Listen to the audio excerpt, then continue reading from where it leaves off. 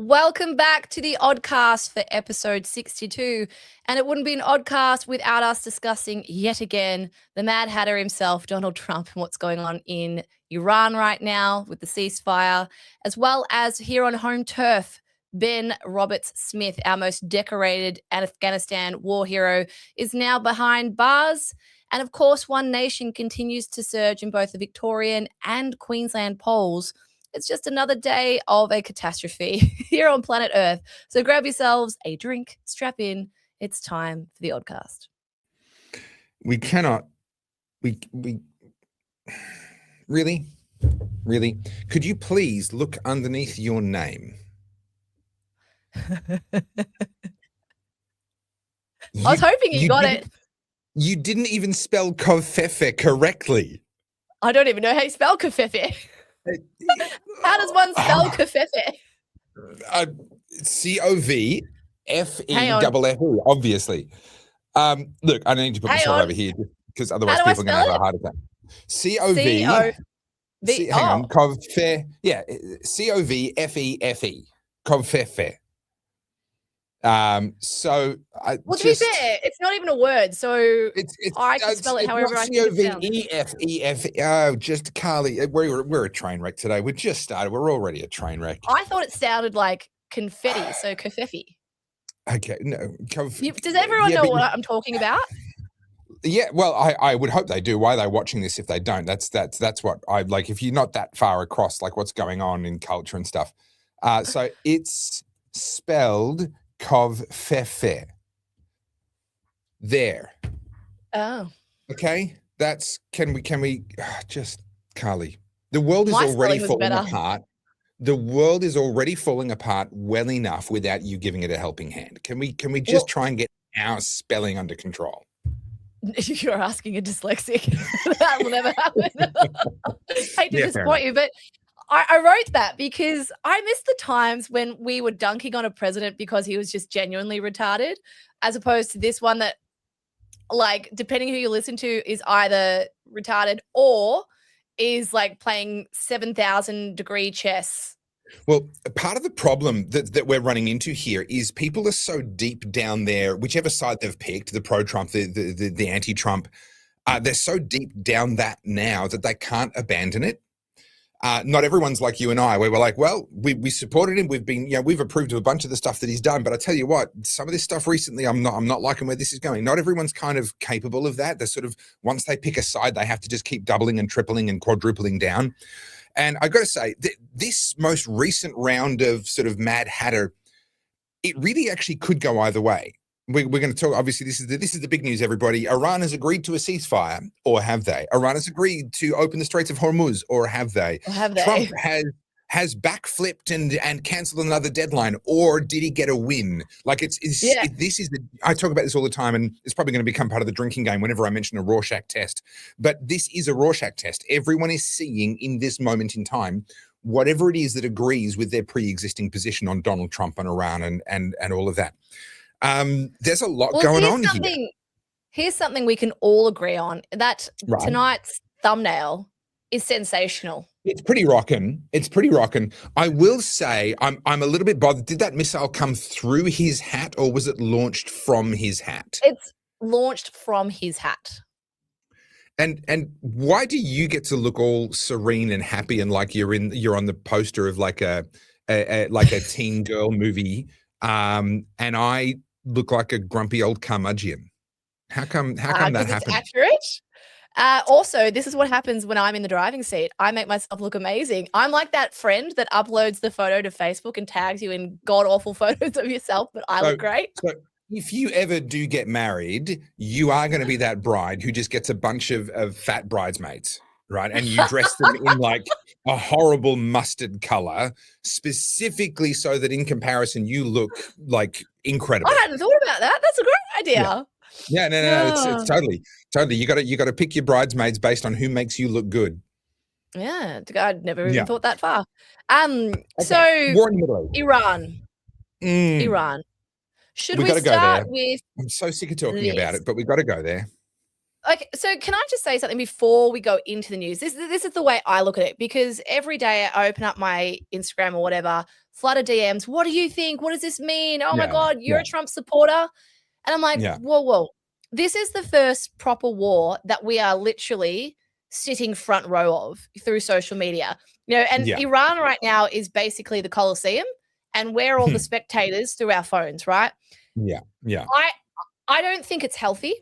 And it's great to be informed, but I don't think getting the play-by-play and refreshing your feed and getting new footage and new yeah, propaganda is healthy for any of us, yeah, because the ugly truth of war is it does involve death, it does involve destruction, and one side yeah. loses and one side wins. And depending which side of the Well, fence you're on, arguably both sides can win. Sorry, well, arguably both sides can lose is what I meant to of say. course, of course. Yeah. And what I find really peculiar is that so many people are viewing this particular war through this Mm. moralistic lens, this ideological lens. Like, I saw a message, or sorry, a comment on my reel yesterday, and I was talking about champagne socialism, and this guy's like, "This is an illegal war." I'm like, Mm. "So what Mm. denotes a legal war?" Yeah, And yeah. he wrote Yeah, that's right. back, "It needs to be approved by the United Nations." And I'm like, Yeah. "What?" Do you know what? Yeah, But that was that's a his special kind genuine of opinion, stupid. right? Yeah, yeah, yeah. That was his It's genuine we're opinion. just So everyone's you can have a war, grandstanding and you just have to get the moralizing this. paperwork right. Right? And he's like, "Oh, a war shouldn't be done just to cause human suffering." I'm like, "Can I introduce you I to a guy called Genghis Khan?" Yeah, but also you talk to even Genghis Khan, he wasn't waging that war to cause human suffering. That wasn't on his list of things to achieve in his war. I Every think man's way is right. the pillaging and the raping and the slaughtering was pretty, like, kind of his No, thing. but that was to cause his own pleasure and to expand his power and kingdom. It wasn't for the purpose of causing human suffering. That would be No, regarded as a misrepresentation if you understand the nuance there. yeah, I do. Yeah, every man's way is right in his own eyes. Every single person who has started a war was justified in their own eyes in starting that war. And this one's been no exception. You can either argue that all wars are moral or that no wars are moral. It's very hard to argue that some are moral and some are not. A given country's involvement in a war can be moral. So, for example, a defensive war is moral when you're defending yourself from an aggressor. But the war itself, the presence, the fact that there is a war at all, it's very hard to kind of argue that some are moral and some are not. Some are legal and some, like who's the whole point of a war is that we're having a contest between jurisdictions. Which jurisdiction gets to decide what's legal and what's not when one jurisdiction's trying to wipe another one out. Now, all that's nonsense. All that is noise. In practical terms, what matters from here, really, in terms of the rest of the world, in terms of Australia, is what is going to reopen the Straits of Hormuz. And what's interesting about what's just unfolded, and we should get into the details, what's just unfolded is Iran have now agreed to open the Straits of Hormuz. Now, it's not quite as simple as that. There's a couple of details there that we'll get to. But actually, at face value, what they've said is if America stops dropping bombs on us, the Straits of Hormuz will open for the next 2 weeks. That is Before we get enormously to that, significant. before we get to that, can we start with what happened overnight, which is this particular tweet from, or truth, whatever, post from Trump? Well, Is it a truth? Before we get to this one, we need to go back to the previous one, which was the one that set the deadline for Tuesday US time, which was obviously overnight last night our time, where he said Tuesday will be bridge day, power plant day, blah, blah, blah. He listed a whole bunch of civilian infrastructure that he was saying, Yes, I'm going to hit all of that civilian infrastructure unless you open the Straits of Hormuz by Tuesday. Yeah, Tuesday will be power plant day and bridge day all wrapped up in one in Iran. There'll be nothing like it. Open the fucking strait, you crazy bastards, or you'll be living in hell. Just watch. Praise be to Allah. Like even at this point, I'm kind of like, dude, like, he doesn't help himself, does he? He doesn't drink, so we can't even pass it off as like a drunk tweet. I don't have a context. I'd almost feel better if I knew he was drinking at the time. I don't quite have a context for it. But anyway, that's the context for the deadline that just passed. Now, you and I have talked about deadlines before. They're a double-edged sword. They should never, ultimatums should never be given carelessly or recklessly or without the will to actually follow through. Trump has already backed down on one recent deadline. If he backs down on this one, he's got a real problem. So that's the background. Then last night. You can Allow read this me one. to go. He posts a lot. Let me just pull up another He one. does. Here we Yeah. go. A whole civilization will die tonight, never to be brought back again. I don't want that to happen, but it probably will. However, now that we have complete and total regime change where different, smarter, and less radicalized minds prevail, maybe something revolutionarily wonderful can happen. Who knows? We will find out tonight, one of the most important moments in the long and complex history of the world. 47 years of extortion, corruption, and death will finally end. God bless the great people of Iran. Okay. What bothers me here is this doesn't even feel like it's internally consistent. I feel like he's made 3 competing statements about Iran. The first is a whole civilization will die tonight, never to be brought back again. Okay, so what he's saying is Iran needs to be completely destroyed, wiped off the face of the map. But then he goes on to immediately say, "Oh, but we've already achieved regime change." What? If you've achieved regime, right? Why are you saying you need to wipe them? These 2 statements don't belong in the same tweet. And then he says, God bless the great people of Iran. Well, obviously, we know, and we've talked extensively about the fact that the people of Iran and the IRGC are 2 very different things. And so I don't disagree with that distinction. But this whole tweet sits, I'm going to call them tweets, even though they were from Truth Social. This whole thing sits very uncomfortably, even with itself. Like, it just doesn't feel like it's written by somebody who has clarity around what they're actually trying to say. Now, I will jump in, though, and say we've talked about the fact that confusion and chaos is part of his modus operandi. And this is what his defenders are saying. Dave Rubin came out with a tweet saying, "Oh, this is classic Trump. He ratcheted up the rhetoric and blah, blah, blah." Maybe that's correct. Maybe. I will say it's not a good look. And I think it risks backfiring on him terribly.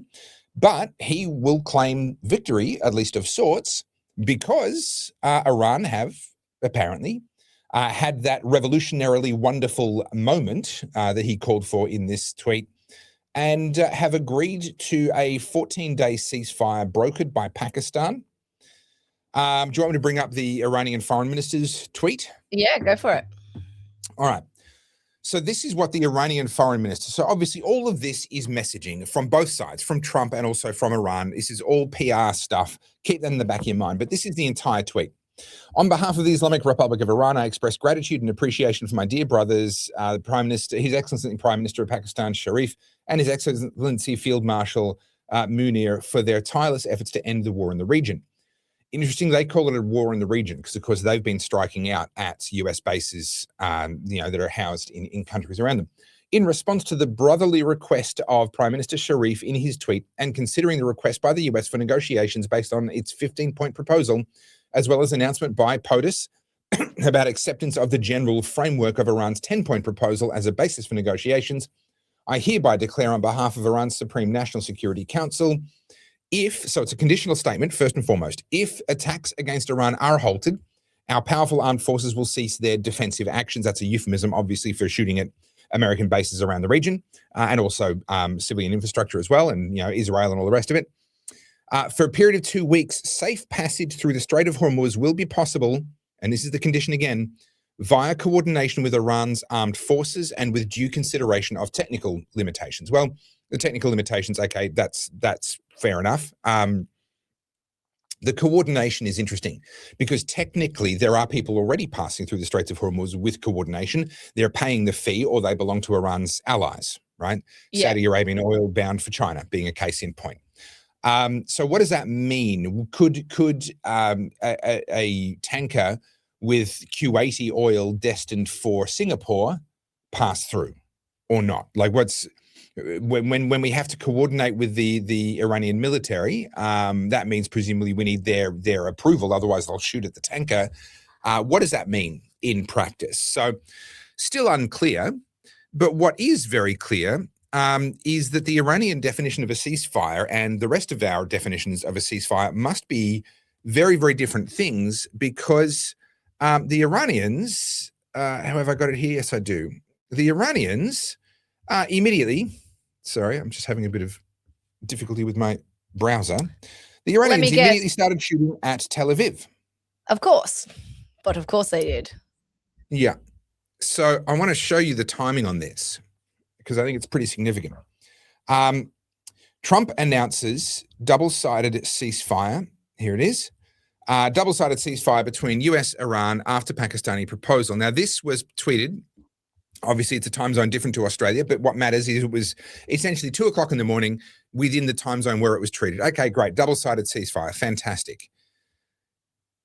1 hour later, an hour and 20 minutes later, the report comes in. Iran launches missile barrage towards Israel and towards Gulf states. So the question here is, what does this mean? Does this mean there is no ceasefire? The Iranians have already decided, you know what, we're not going through with this? Or does this mean that the people Trump is negotiating with, well, they may be the government, but actually they don't have effective control over their own military, and maybe there are people in the military who actually don't want the ceasefire to happen in the first place? Is Iran still a single entity from a government perspective? Is it still a single entity that you can negotiate with as a whole? Or has it actually fractured to the point that you can get a ceasefire with this group, but that group's going to keep on shooting? The issue with Iran as well is you've got multiple things all happening consecutively, right? Like you've got it's a religious theocracy, right? So that's a big part of it. So like, unless you are Muslim, I think it's very impossible for us Westerners to get in the mind of the way they see things and the way they are so callous with life. Secondly, you've got good Iranians, right? Like people who just want to be able to have their country prosper and get on with their life. Their lives. After 47 years of oppression. Now, obviously, in that we're talking a country of almost 90 million people. Of course, there's going to be people that support the current regime of the mullahs, right, and the ayatollahs. So, and there are. I think.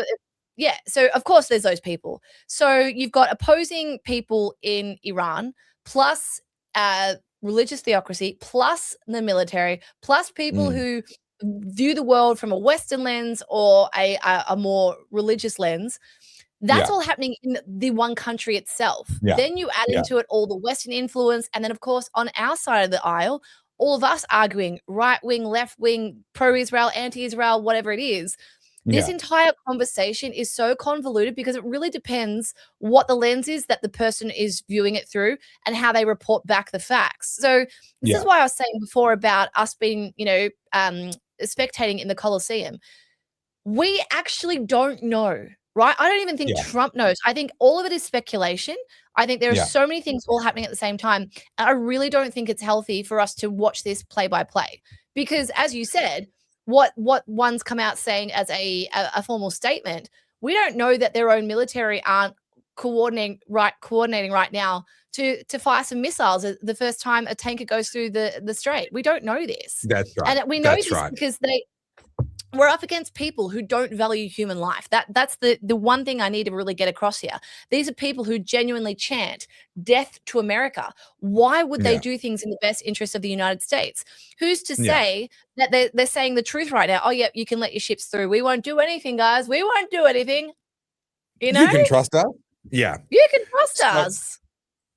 I just want to bring up this tab. Hang on. Sorry. Just going to. I have so many tabs open. I know. Yeah. I do too. I'm just trying to bring this one up because I think it's relevant. So one of the things that I watch a bunch of different things. Obviously, you mean media and the official, what politicians or diplomats are saying. I also watch what markets are saying. Because people with a lot of money at stake tend to have pretty good sources, do pretty good research, take into account a lot of different factors because they pay a very real price if they're wrong. So things like betting markets can be it's not the be all and end all, but it can be useful. And things like oil price can be useful. So let me just zoom out to get some perspective on this before we sort of get too lost in the detail, if I can drive. So this is the 6-month chart coming up here. Hey, don't do that. This is a 6-month chart. So many ads on this screen. There we go. Can you see that? Okay. So we can see, obviously, oil was bumping along, $60, $65 US barrel, and then all of a sudden the war broke out. It held under 100 for a little while, but it's only been in the last 2 weeks or so that we've started to actually bump up and hold above 100. It got there briefly, but it started to hold above there. And obviously what we're seeing in this very, very high price is 110 plus. I think it got to 115 dollars a barrel. Yeah, there we go. Held at $115 a barrel for a little while. This is all in US prices. That was the anticipation of an enormous round of strikes in Iran. Now, what's interesting about this to me is that means that the market regarded that as worse for oil supply than the current status quo, right? The price goes up because they're like, oh, this is going to be even worse. And I think what's going on there is Iran are supplying oil. Carg Island is still refueling tankers that are passing through the Straits of Hormuz, Iranian oil going out to China, etc. Now, they've had a couple of wrinkles because the Indians have boarded a couple of these shadow fleet tankers, and it's not as straightforward as what it's been in the past, but they are still shipping oil. And of course, that takes some of the demand off the global market. So even though it's embargoed Iranian oil and it's going to countries other than us, if it gets removed out of the global mix, that makes the shortages even more acute. So I think that's what the markets were pricing in. The US did strike Carg Island. I don't believe it was a particularly big strike, but they did strike Carg Island. I'm not quite sure what the thinking was. Perhaps that was an initial kind of warning to the Iranians as that deadline loomed, like, hey guys, we're serious. I don't know. But obviously, with the announcement of the ceasefire, you can see what that's done to the price. And we're right back down to levels that we've seen basically since the conflict really kind of kicked off. We're down in that mix. Obviously, it'll bounce around like a frog in a sock for a little while. That tends to be the way with this sort of volatility. So the markets seem to be fairly convinced that the ceasefire is pretty legit. But I would say that they're not yet pricing in a reopening of the Straits of Hormuz. I think if we actually started to see tankers, Western tankers with Western destinations passing through relatively freely, we would quickly see the price head south of $80 US a barrel, and that hasn't happened. So that's where I think the markets are at with that one. Oh, the other thing is too, watching all the commentary online and seeing people get so worked up and overinvested. Again, we're talking about an incredibly volatile situation that's always evolving. Yeah. I think there's been a lot of negligence on behalf of not only the media, but also Australian politicians who are, like I said, they're cheering it on and, they're using it for political point scoring. Whether it's the Greens, coming from their lens, or it's the people on our side. I don't think this war's over for a while yet. I think there's a lot more to go. I think it's very naive to think this will all be resolved in 2 weeks and it'll go back to normal. It's not. I really do think with Iran, not necessarily saying we're going to have a boots on the ground invasion, but I do think this is going to be an ongoing issue for a couple of years. I really do. I think Trump might get some kind of resolution for a few months and then something will happen. These situations rarely play out simply. So I think it would be too early to tell what's happening. Premature, you could say. I'm just trying to separate something out here. My computer's having a little heart attack. It's because you're not using a Mac. Yes, of course. That was entirely predictable. Aren't we funny? If it could just behave itself. I'm just trying to get another news article up here because let's bring this back a bit closer to home.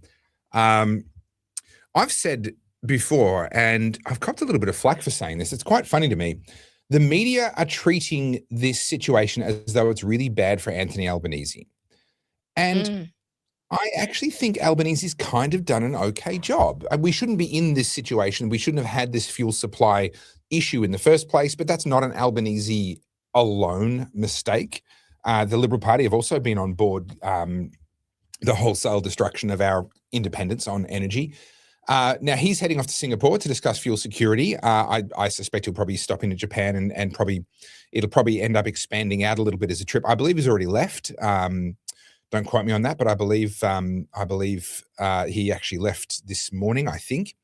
And he's literally heading over there to say, hey, guys, are we going to get the fuel that's currently scheduled? Now, there's something really interesting that's happening when it comes to the Australian perception around our fuel supplies and a lot of the doom mongering and the fear mongering. So you may remember in March, we were being told, all the doom mongers were saying April, and I heard April 20th. I'm not quite sure how that date became the date, but April 20th, that's when it's all going to kick off. We're all going to be out of fuel, and that's when there's going to be shortages and rationing and this and that.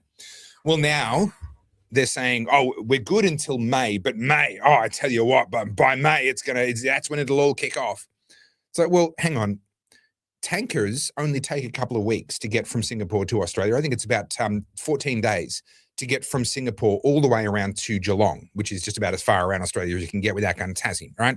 So when you're looking at tankers on the water, because that's what a lot of these guys are looking at, they're looking at the manifestos, the AIS ship trackers and these sorts of things to see where are the tankers, where are they coming from, where are they going?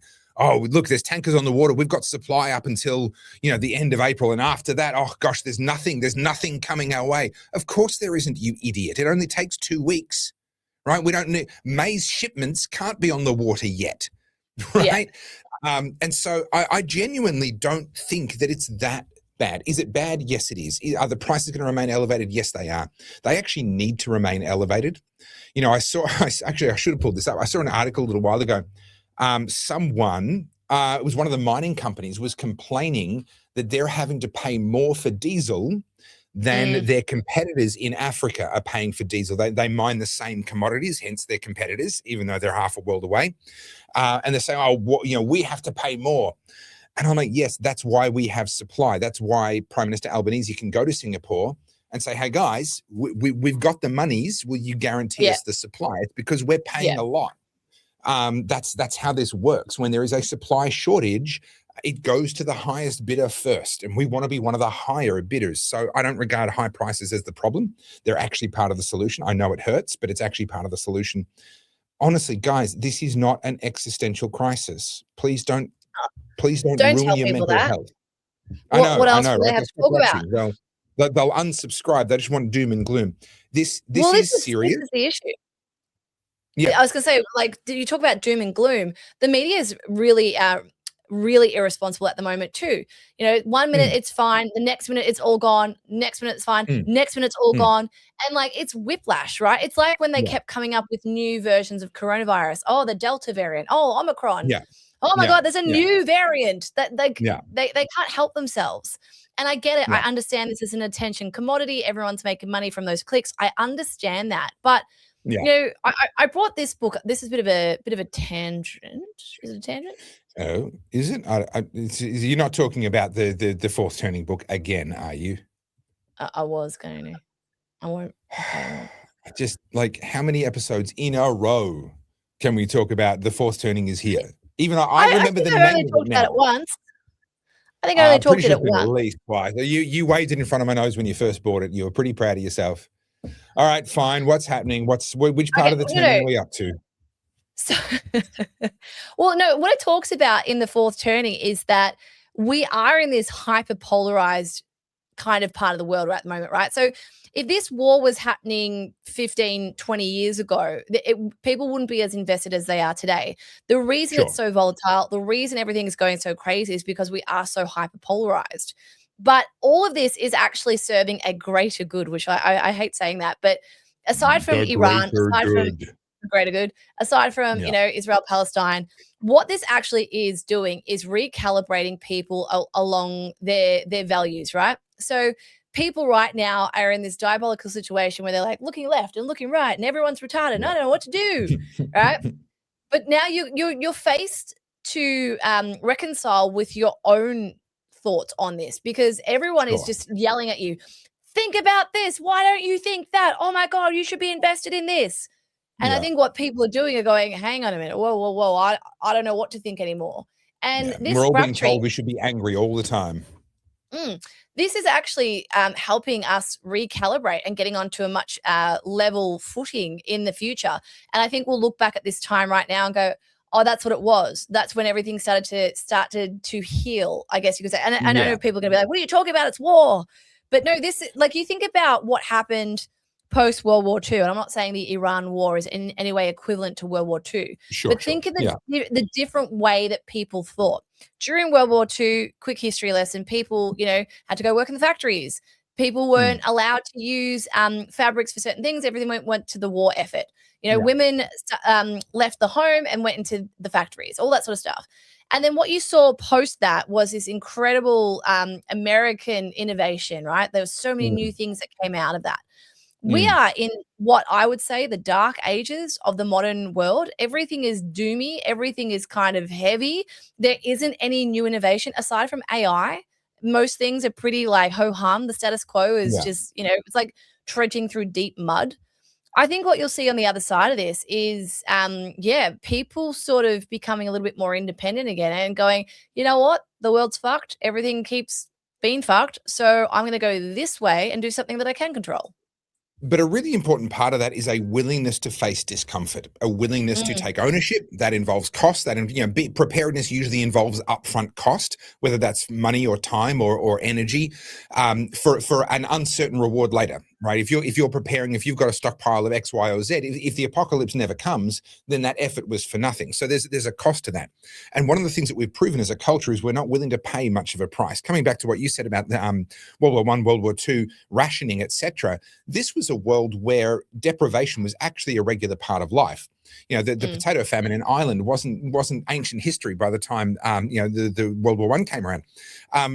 You've got these realities where up until 200 years ago, 80+% of the world's population was underfed. There was a calorie deficiency, there was an energy deficiency in our diet up until a couple of hundred years ago for most of the world's population.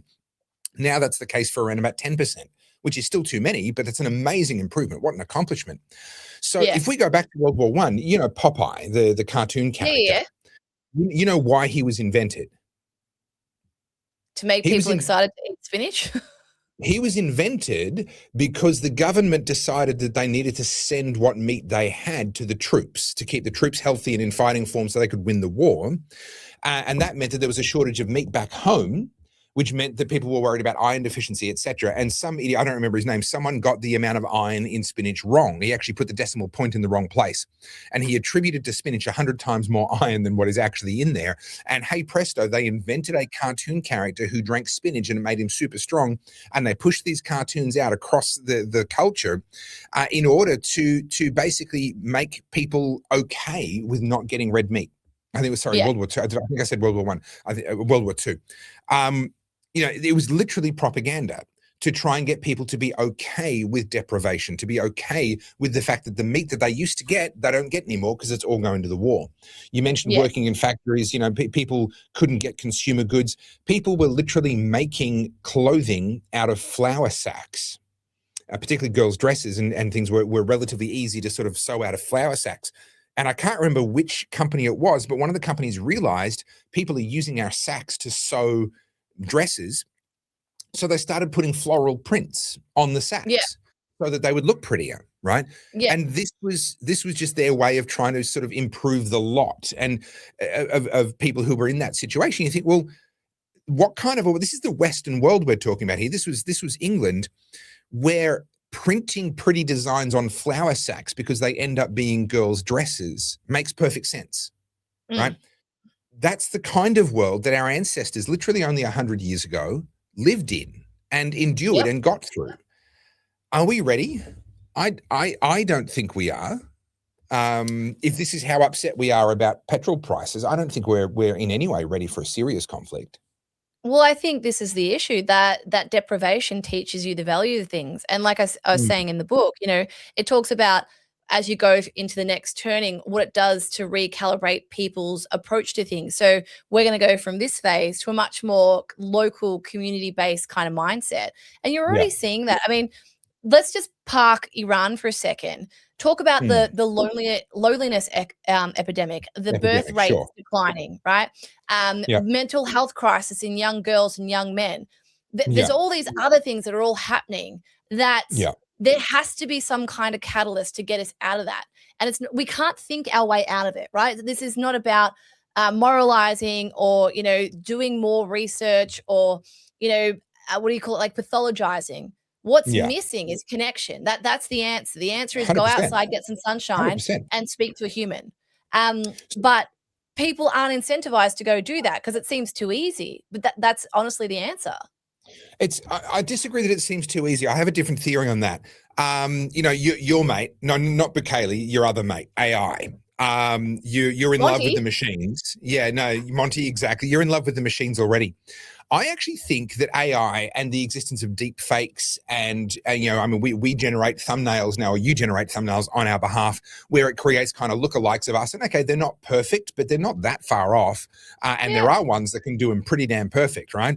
And the reality now is we're already at the point where someone who wants to, the technology exists and you can run it on just a home computer to be able to do a Zoom call with somebody and in real time have somebody else's face be your face and to have your voice changed in real time. And it's possible for you to create that face and that voice based off somebody they know and love.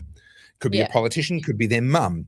People are getting scammed now through voices on phones and through other means where they believe they're talking to a loved one or a trusted person within the business. There was a massive case. It was an Asian company of some sort. I don't remember which. And no, I'm not going to make jokes about how they all look alike. But there was a person who was on a video call. It was like a conference call. And they were given an instruction by the chief financial officer, whoever it was, to move a certain amount of money and to change which bank account they were moving it to. They did what they were told. And then the company came and they got arrested because everyone thought they'd stolen the money. And they're like, no, you told me to do this. And it was a deep. They'd been sucked into a deep fake meeting with and given an instruction by an AI version of what they thought was their boss. If you Google around that topic, you'll find it. It was a fairly high profile case when it all kind of went down. I might have the details wrong, but fundamentally that's what happened. They were deceived by a deep fake of their boss into transferring a pretty substantial sum of money into the wrong place. This already exists. This is already happening. And so we've already entered, most of us aren't aware of it, but we've already entered a world where we actually can't trust anything that we see. No one watching this can be certain that it's you or I, except through verification.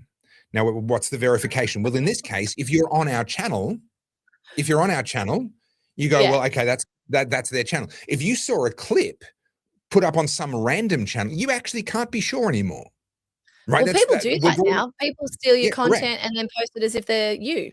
Yep. And it's only a matter of time before someone's going to steal your identity, make you say things you never said and put it up as a clip as though it's you. And so we've already entered that world. Now, that's a long foundation, a long premise to say this. I believe that we're going to watch culture kind of bifurcate. I think some people are going to go deep into the world of fake. Not as many as what the likes of Mark Zuckerberg thought would happen. What he had his multiverse thing that's completely failed and all the rest of it. Yeah, he thought people were going to fall in love with it. And they shut it down. Now, I think some people will, but not enough. Not enough to be economically viable in that sense. I think an enormous number of people are going to taste that world and then instinctively go looking for real face-to-face human contact. Because when you have a beer with somebody down at the pub, it's real, it's raw, it's not as pretty, it's not as polished. The AI world of fakery can be lovely, but in the same way, Instagram was all about fakery for a long time, and that era passed. People got tired of it. Yes, it's still there. It's a niche within Instagram, but actually a lot of Instagram is just people being kind of pretty real and having a laugh at themselves and doing stupid things and not trying to live that perfect Instagrammable life anymore. The same thing's going to happen with this. And I think, for example, churches are very well placed to gather an enormous number of people. Any organization that is already meeting face-to-face, that already has that infrastructure, men's sheds, sporting clubs, churches and religious groups are already well placed as people realize, I don't want to live my life like this and go looking for something that's real. And the only way to know something is real is that it's in person. Yeah. Well, since we're talking about this, can we tangent really quickly? Tangent time, tangent time, tangent time, tangent time, tangent time, and everybody drink. We should do a remix of that. Like speaking of AI, they'll take like a song. Done the mix of that. You keep promising me that you're going to make me famous on Spotify or whatever it is. It still hasn't happened. Not more famous than me. We'll do like tangent time, but like in the style of Metallica. Be like, be like, ooh, yeah. All right. No, when it comes to AI, like obviously this is something I'm really passionate about, and you guys know I'm doing the masterclass. And I look, to be fair, I've had some pushback from people going, "How can you as a creative possibly be pushing this? Like I'm really disappointed in you." And my conversation to them always goes this way. I'm like, I'm one person with the resources of my annual income. That's all I got. I don't have the backers, the billionaire backers. And in the world that this is just my perspective, right? In the world that I currently exist in with my political views, I'm an outcast in my industry. So for me to get funding from the government, which most artists rely on, not possible. I've got the wrong views. For me to go into universities and do the whole academic thing, again, I did it, but I've got the wrong views.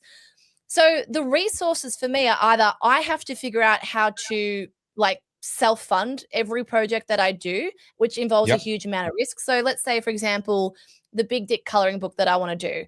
I have to fund that myself, right? And I want to, and I will, because I think it's a fun idea. But if I was on the left, right, and I had this idea, I could go to Creative Melbourne or Creative Victoria, or I could go to the all the different arts grants and probably get myself 30 grand, and people will throw money at me, and then I'll end up with the ABC as a talking head. But this is where AI comes into it. As a creative, it's never going to replace my jobs. I'm a freaking amazing photographer. I don't want AI to take my photos. Do I have the time to take a photo of you 4 hours away, me down in here, and then fly to America to get Donald Trump dressed up as the Mad Hatter to make a thumbnail? Don't have that time, because he's got all the time in the world to come and to cosplay for our camera. Well, that's what I thought. So AI allows me to exercise my creative vision in a way that I could never do it before. Could I create something similar in Photoshop? Sure, give me a week, right? I'm now able to create things that are messy. So let's talk about Picasso. People know a couple of paintings of Picasso's, but he was one of the most prolific artists of the modern century.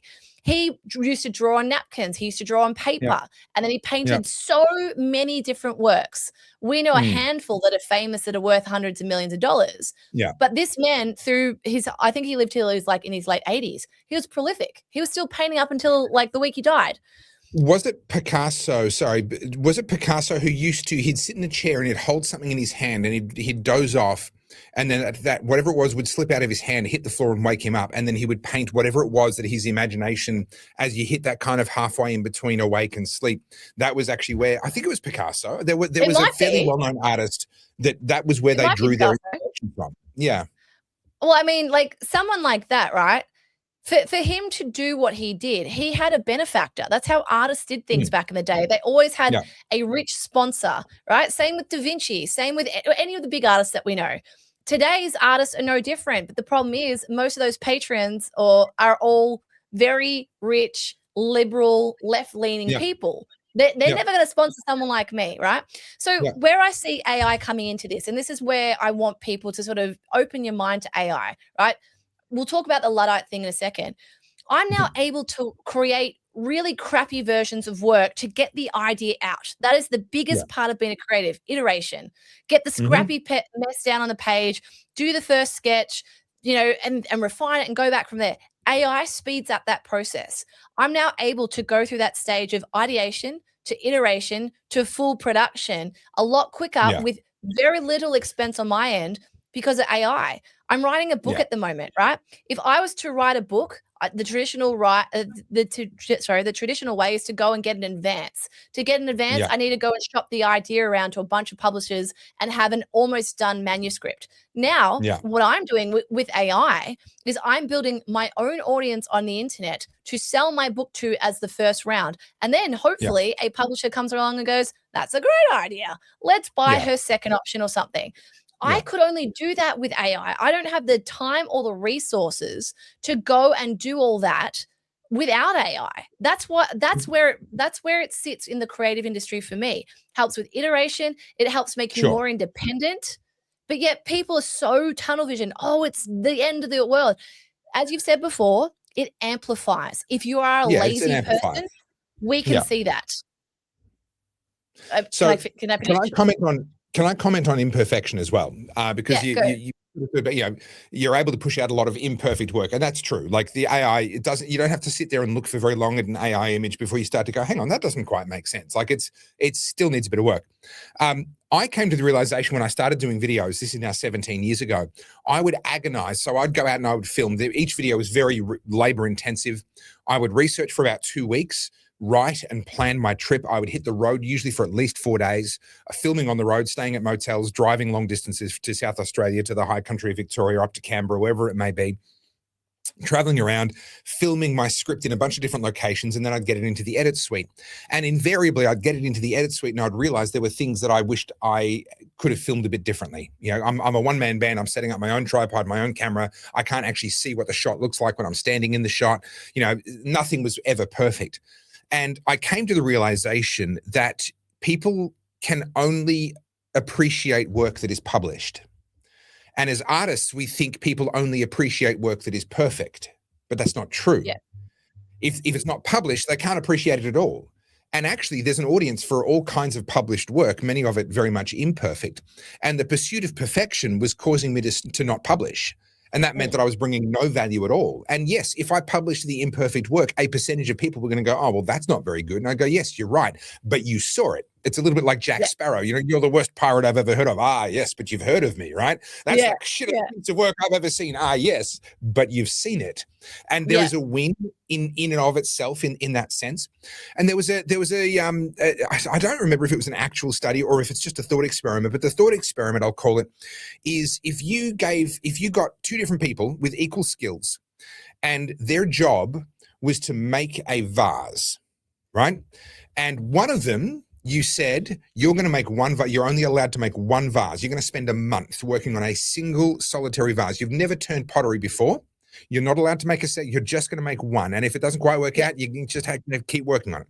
To the other person, you say, make as many vases as possible in the next month. Then you take the last vase made by the person who's just churning out imperfect work and the only vase made by the perfectionist and compare them. Which one's likely to be better? The person with not every single time, but usually it's going to be the person who did it over and over and over and over and over again, made a bunch of mistakes. And if you went through their pile of vases, you'd find a bunch of them that are crap, but you'd also see the progression and the learning. And I think more artists and more people in the creative space, I don't classify myself as an artist, but I am in the creative space. I'm in the storytelling space, essentially, is what I am. Volume matters, iterations matter. And if AI can help you to iterate faster, then that's not a bad thing. Your challenge as a creative is to do it in a way where the creativity that you bring is not lost due to the inclusion of some AI to speed things up. Yeah, and this is where I get really offside with people because it's sort of, you know, I need to go back and have a look at what the conversation and read some old newspaper articles around the turn of the 18th century when the woolen looms and all that came in, right? Not the original Luddites. Because what they were saying is that the artisan hands-on approach to making yarns and fabrics will be lost with the invention of the looms. And for those who don't know the story, basically the invention of the loom is what allowed us to have fashion as we know it today. So right? It's just a slight correction, the motorized loom. So looms have existed as manual frames for a very long time. But the automation of the loom where it would zip the fabric and do all this stuff and could create phenomenal patterns and all that stuff. That was new. The mechanical loom. Sorry, I should have said that. That was the invention of the beginning of the industrial age, and they used to go into the Luddites. That's what they were called. They were a group of people. They'd go into the factories and set them alight and try and burn them down because they were so fearful they'll lose their job. And so, I mean, we've seen that time and time again. Maybe not to that level of burning things down, but I'll give you. Hang on. I'll give you an Australian example that's even worse. We had fights. People died in essentially turf wars over the width of a shearer's comb. You can look this up. They used a certain width of comb as they sheared the sheep, and because it wasn't a particularly wide comb, it took them a long time to shear the sheep, and they got paid accordingly. And then someone said, well, hang on, if we just made a wider comb, we could do this faster. And a whole bunch of the entrenched interests went, but hang on, if we do it faster, we'll get paid less. And then essentially think of it as like two unions waging open war against each other. And people died in Australia over the width of the comb that was used to shear sheep. That's niche Australian content, but I like it. Oh, yeah. I mean, There's countless examples of this. And it was the same with the internet. And what I say to people about AI now, and to those of you who are listening going, Carly's wrong, maybe I am, but also have a think back to the early days of the internet and how rudimentary it was and how crappy it was. And no one could foresee that we would eventually end up with one of these bad boys. No one was Yeah. thinking that back then. As you wait for that dinga, dinga, dinga, dinga, dialing up into what was very weird looking web pages and questionable content at best. Now, all of a sudden, the entire world, a university, is here in your pocket. There is nothing you can't do on this thing. That's only 30 years. What can AI do for us? Like, you think about it in the medical realm, for example, and I'm sure people can relate to this story, trying to get a diagnosis, knowing that there's something wrong with you, and you go from GP to GP and naturopath to all the different specialists, and you waste hundreds and if not thousands of dollars trying to get an answer. Imagine if AI can be like, oh, I just looked at your bloods. Yeah. That's weird. That looks to me like you've got a deficiency. I'll tell you what, if you do this, you'll feel right as rain next week. Yep. Where's it going? We're watching a real transformation happen, and what's happened. So the mechanical revolution, the steam revolution, and so forth, that really hit dog's body level jobs. So we had sort of production lines didn't quite exist in the way that we know them today, but the concept of a large number of people working at tables doing a job was well established. Filleting fish or whatever it may have been, and the machines came in, and all of a sudden the work that used to take 20 people could be done by a machine manned by one person.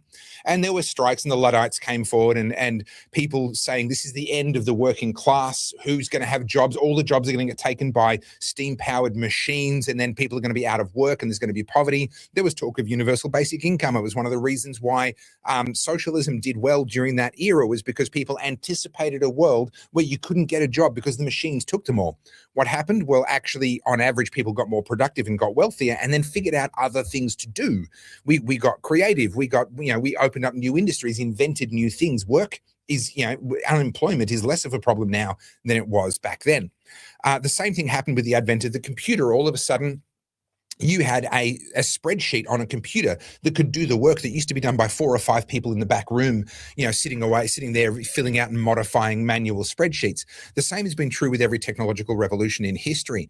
And the bottom line that people miss, the people who are afraid of technology, they think that value comes from work. Value comes from productivity. Yeah. And if technology can make you more productive, then it makes you more valuable. Yes, in the short term, there are going to be people that lose their jobs, have to reskill, have to figure out a new thing to do. And that's regrettable for them. That's a short-term, bump in their life journey, their life story. But it'll happen to all of us 3 or 4 or 5 times over the course of our lives. But in the end, what it means is we become more productive on average, which is why we are wealthier today than humanity has ever been, despite there being more of us than ever before. It's because we can be so much more productive. And that's what technology did for us. AI is a productivity tool. It's an amplifier. Embrace it, learn from it, but don't lose your soul in the process, and you will do well. And whilst you're here, you should probably all go sign up to the AI Advantage. CarlzJSöda.com. CarlzJSöda.com. And in the process, you will be contributing to the Carlz J Söda private jet fund, which is obviously important that we all do that. But what it is, like, I was trying to explain this to someone yesterday. We were talking about the AI masterclass and all that sort of stuff. And this is what it was. I had a photo shoot on Saturday with a model, like just a creative one, just for me to like scratch my brain.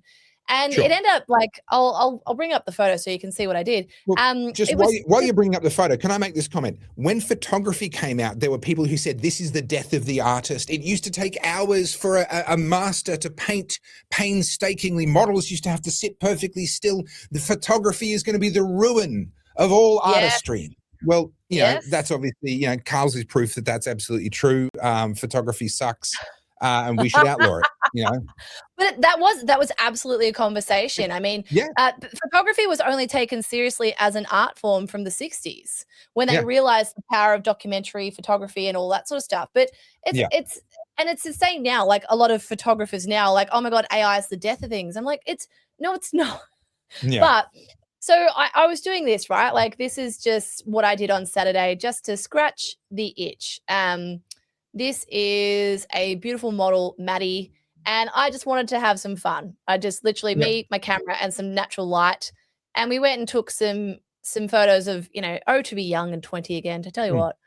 I mean, obviously, And you're not going to win any awards like you did with your photographs of me. That's a given. You've got to have a really special model to win awards like you did when you yeah. photographed me. Yeah. But I mean, to be fair, you could see these in Vogue. I was very impressed Oh with yeah, myself. no, they look like they absolutely look like high-end catalog photos. They're great. And this was honestly just me having fun. So Yeah. photography is not dead, but people are like, oh, as a photographer, how can you be pro AI? And I'll tell you why. Mm. I only had the luxury to do that on Saturday because I now Yeah. have systems and processes in place that are actually giving me more time. Like, think Yeah, about giving you like your your time back. workload and my workload, right? So Yeah. we do the Oddcast. You have the Topher project. I work on the Yep. Topher project full time. Mhm. Then I Mhm. have the big dick stuff, which I want to do. I'm writing Chicken Mhm. in the Noodle Aisle, No, and I've got I'm my big making. dick stuff, but that's a different sort of genre. But yeah, That's your it keeps me other busy on revenue Friday stream. night. Yeah. That's the revenue stream we don't talk about on the internet. No, that's the small dick stuff. Yeah.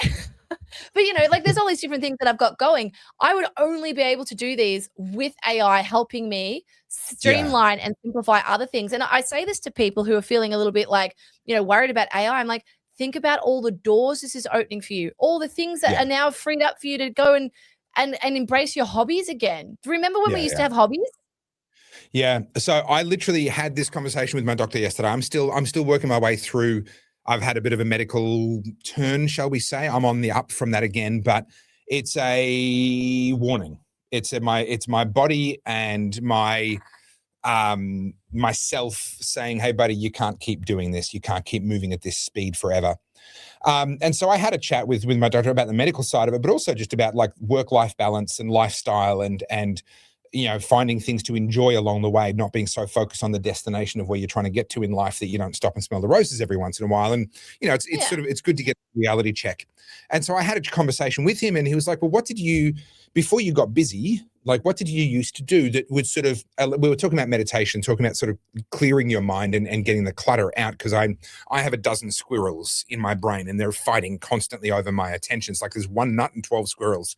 Your it's ducks are not in a row, you could say. Your ducks are currently playing World of Warcraft and yeah, crashing some people. my squirrels are having a war with each other, and I don't know. I could probably get a diagnosis for ADHD if I wanted, but then again, they're a dime a dozen. You get them out of a Weet-Bix packet these days. But we were talking about that side of things, and I said, well, I used to ride motorbikes, and I would do track days, and I would go for rides on the weekend, and I would spend days planning my ride, and then I'd go out and I'd do the ride. And when you're on a motorbike, you can't there were two places in my life where all my squirrels would focus on the same thing. And in the case of the motorbike, they're focusing on not dying, right? You're paying all of your attention is on the motorbike, the vibrations through the wheels from the engine. What RPM are you doing? What gear are you in? What speed are you traveling? Are you set up correctly for the corner? Are you using the width of the lane correctly? How are your sight lines? Can you see? Is there someone coming? What's the next corner after the corner you're going into? How do you need to set up for that? Because you need to know that before you go into the corner that you're approaching. And so there wasn't any spare brain capacity when you're pushing. Like obviously, if you just relax, whatever, your mind can wander. But when you're pushing, when you're doing track days or when you're out there on open roads and pushing, there's no ability for your brain to do anything other than the one thing. The other place where I used to get that was from dancing. So I used to be a salsa dancing instructor, and I was never amazing. I wasn't teaching at a high level. I was teaching at a beginner level, but I was pretty good socially. I was out there on the dance floors, multiple nights every week, and always had a very full dance card. I rarely ever got to sit out a dance. And when you're dancing, salsa dancing, it's not choreographed. You as the lead, you are coming up with the steps in real time, listening to the music, trying to time it with the music so that you work with that. If there's a big beat or a big hit, you want to do a dip in that moment or do some sort of a more demonstrative move. But you've also got other couples on the dance floor that are dancing around you. So your physical space is changing constantly. You're trying to avoid collisions. You don't want to send your girl into another couple that's dancing or have them send themselves into you. That's a problem with beginners. And so that was the other place where nothing else existed. It was just this patch of dance floor, the music, my partner, myself. That was it. That was all that existed. And so the conversation was like, well, you need to find something that serves that function for you again, where there is only one thing that exists, nothing else exists, and you can get down to that level of focus. And so I wouldn't classify that necessarily as a hobby, but for me now, I have to figure out, what does that mean? I haven't danced in 12 years. What does that mean now? I haven't ridden a motorbike in almost a similar amount of time.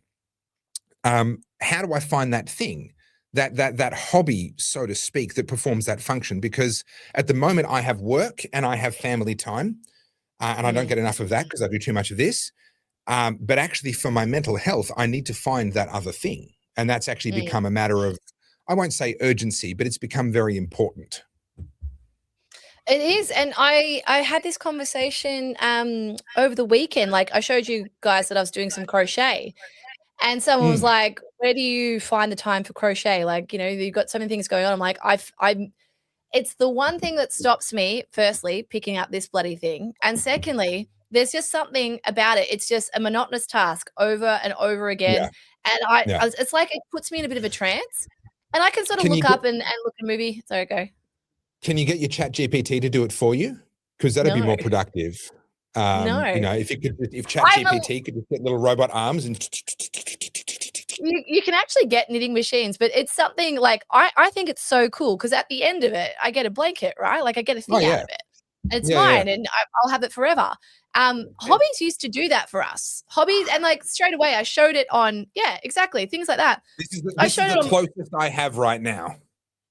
Yeah, but these are fun pursuits that don't cost you well, they cost you something, but they're just there for pleasure, honestly. And I put the crochet up on Instagram, and straight away a bunch of people going, "Oh, can I buy one off you? Like, can you do one for me? I'll pay you."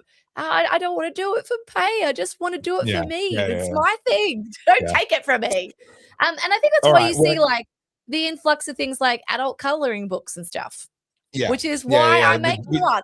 With big dicks. So we're an hour in, and it's been fun talking about something that isn't the world falling apart, but we probably need to come back to the world falling apart because the other big news. Home soil? I think so. All right. And let me the arrest of Ben Roberts-Smith, I assume, is where we're going. We are, and here we go. Too many tabs open. There we go. All right. This is not good. This is not good.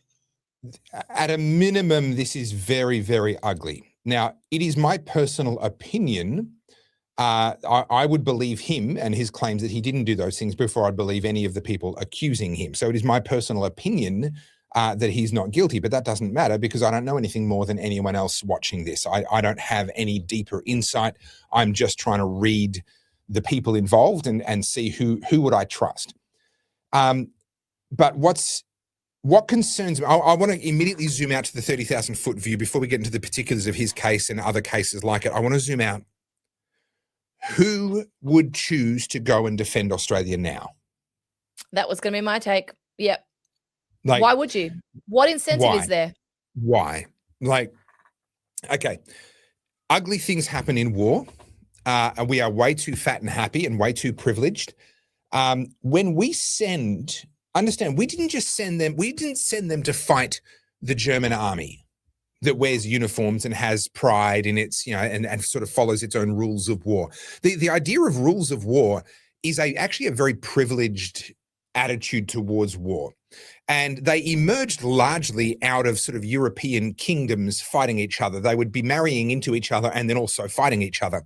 And they essentially developed a system whereby the chance of members of the royal family dying was minimized. So they would have their members of the royal family would be wearing very valuable armor and very heavy, solid protection. So the chance of them being killed by a stray arrow was reduced, and they could go into hand-to-hand combat.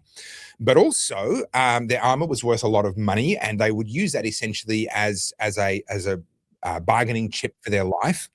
And then the royal families would pay very significant ransoms. And it was a recognized part of the cost of war, buying back the members of the royal family or other sort of members of the court who had been captured by the enemy. And that was, the high ransoms were paid so that those people were not executed. If you came across them on the battlefield, you would specifically try to capture them and not kill them. And all the peasants would get killed, but not the royalty.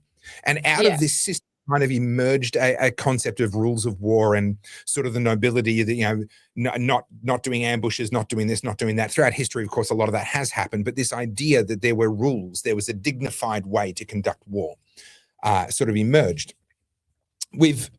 At no time has that ever really held true Every single war has been filthy dirty. But nevertheless, there's kind of been this ideal that has been ingrained into Western cultures. And then we send our soldiers who have now rules of engagement and human rights watchdogs and all that sort of stuff looking over their shoulders, and we send them off to fight the Taliban. Yeah.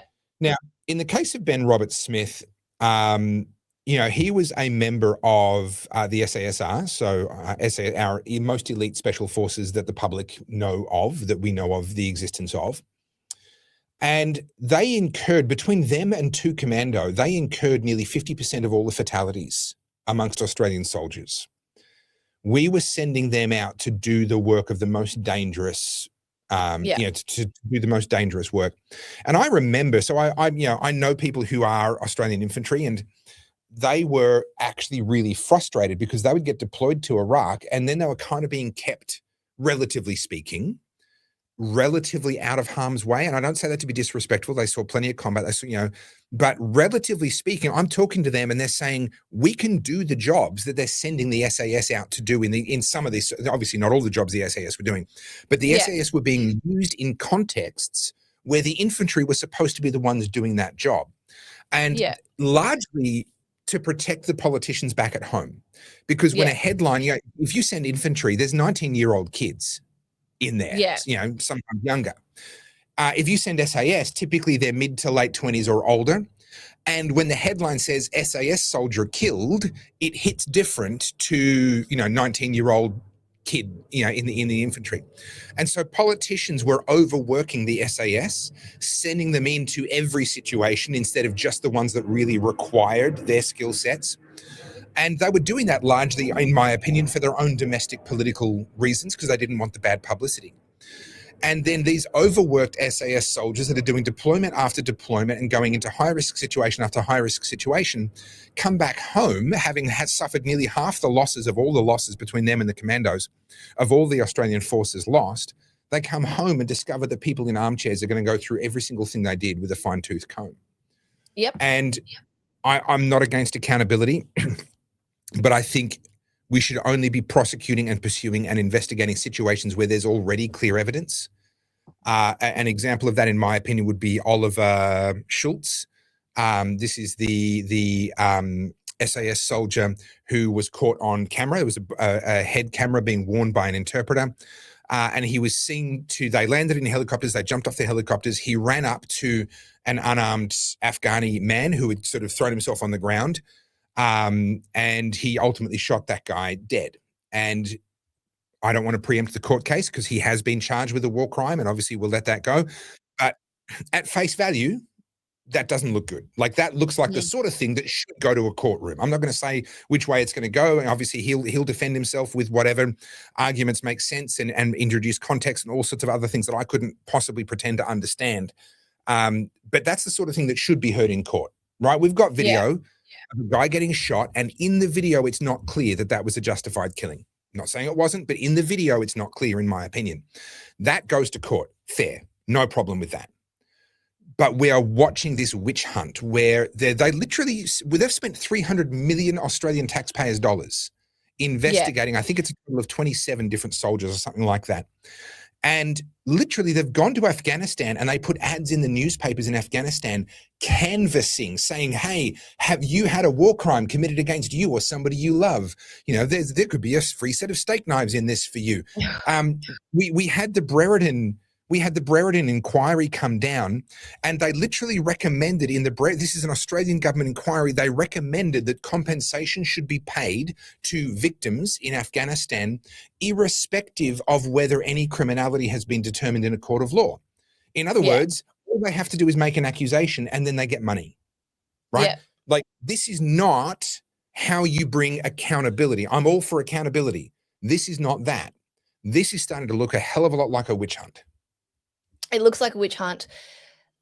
Look, to be honest, I don't know anywhere near enough about this situation, apart from what I've read in the news. I don't know how the SAS operate. I don't understand the rules of engagement. I don't understand what happened when they're in Afghanistan. I'm the last person to weigh in on this. But I will say this. If I'm sending, or if we as Australians are sending our soldiers over to fight the Taliban, people who, again, much like Iran, are, religiously motivated.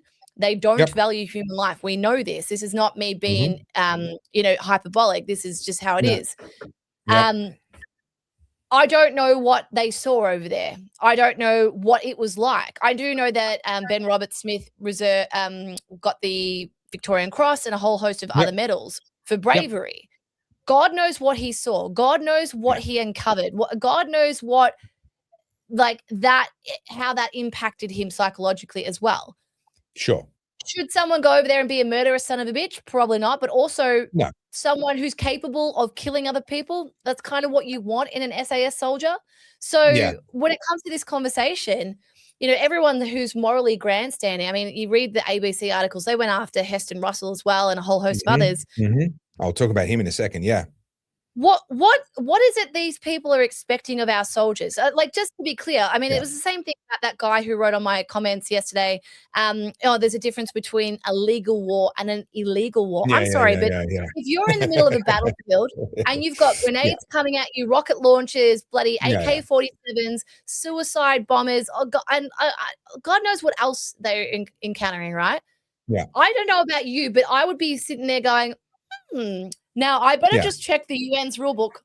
1 minute. Yeah. Oh, hang on. Excuse me. Can you stop your AK for a second? And just the ABC will be very mad if I shoot back right now. So I'm going to go over here and just I'm being ridiculous, but you know what I mean. Carly, these days they can. It's a lot faster. They can just use AI to tell them whether they're allowed to shoot or not. So let me touch on a couple of things that we do know. I don't know any more about combat than you do. I've never seen combat. Yes, I was a reservist for a little while. I trained, big deal. And I never deployed. I never saw combat. I've never been shot at. I've never shot at somebody else. Some of the things that we know they went through over there was capturing and having to release, because of the rules of engagement, known terrorists. They would have in their custody people that they knew were terrorists. They were Taliban, they were bomb makers, they were whatever they were. And the rules of engagement said they had to let them go, right? Because they weren't in a position to extract them or what have you. Situations where, for example, the day before, I believe I've got this right, the day before Oliver Schultz shot that Afghani in that field that was caught on camera that I just saw. And I don't say this to justify anything. I'm just saying for context, it's my understanding that his unit were the ones who saw the body of a 7-year-old boy who had been hung by the Taliban in a village in the area where they were patrolling.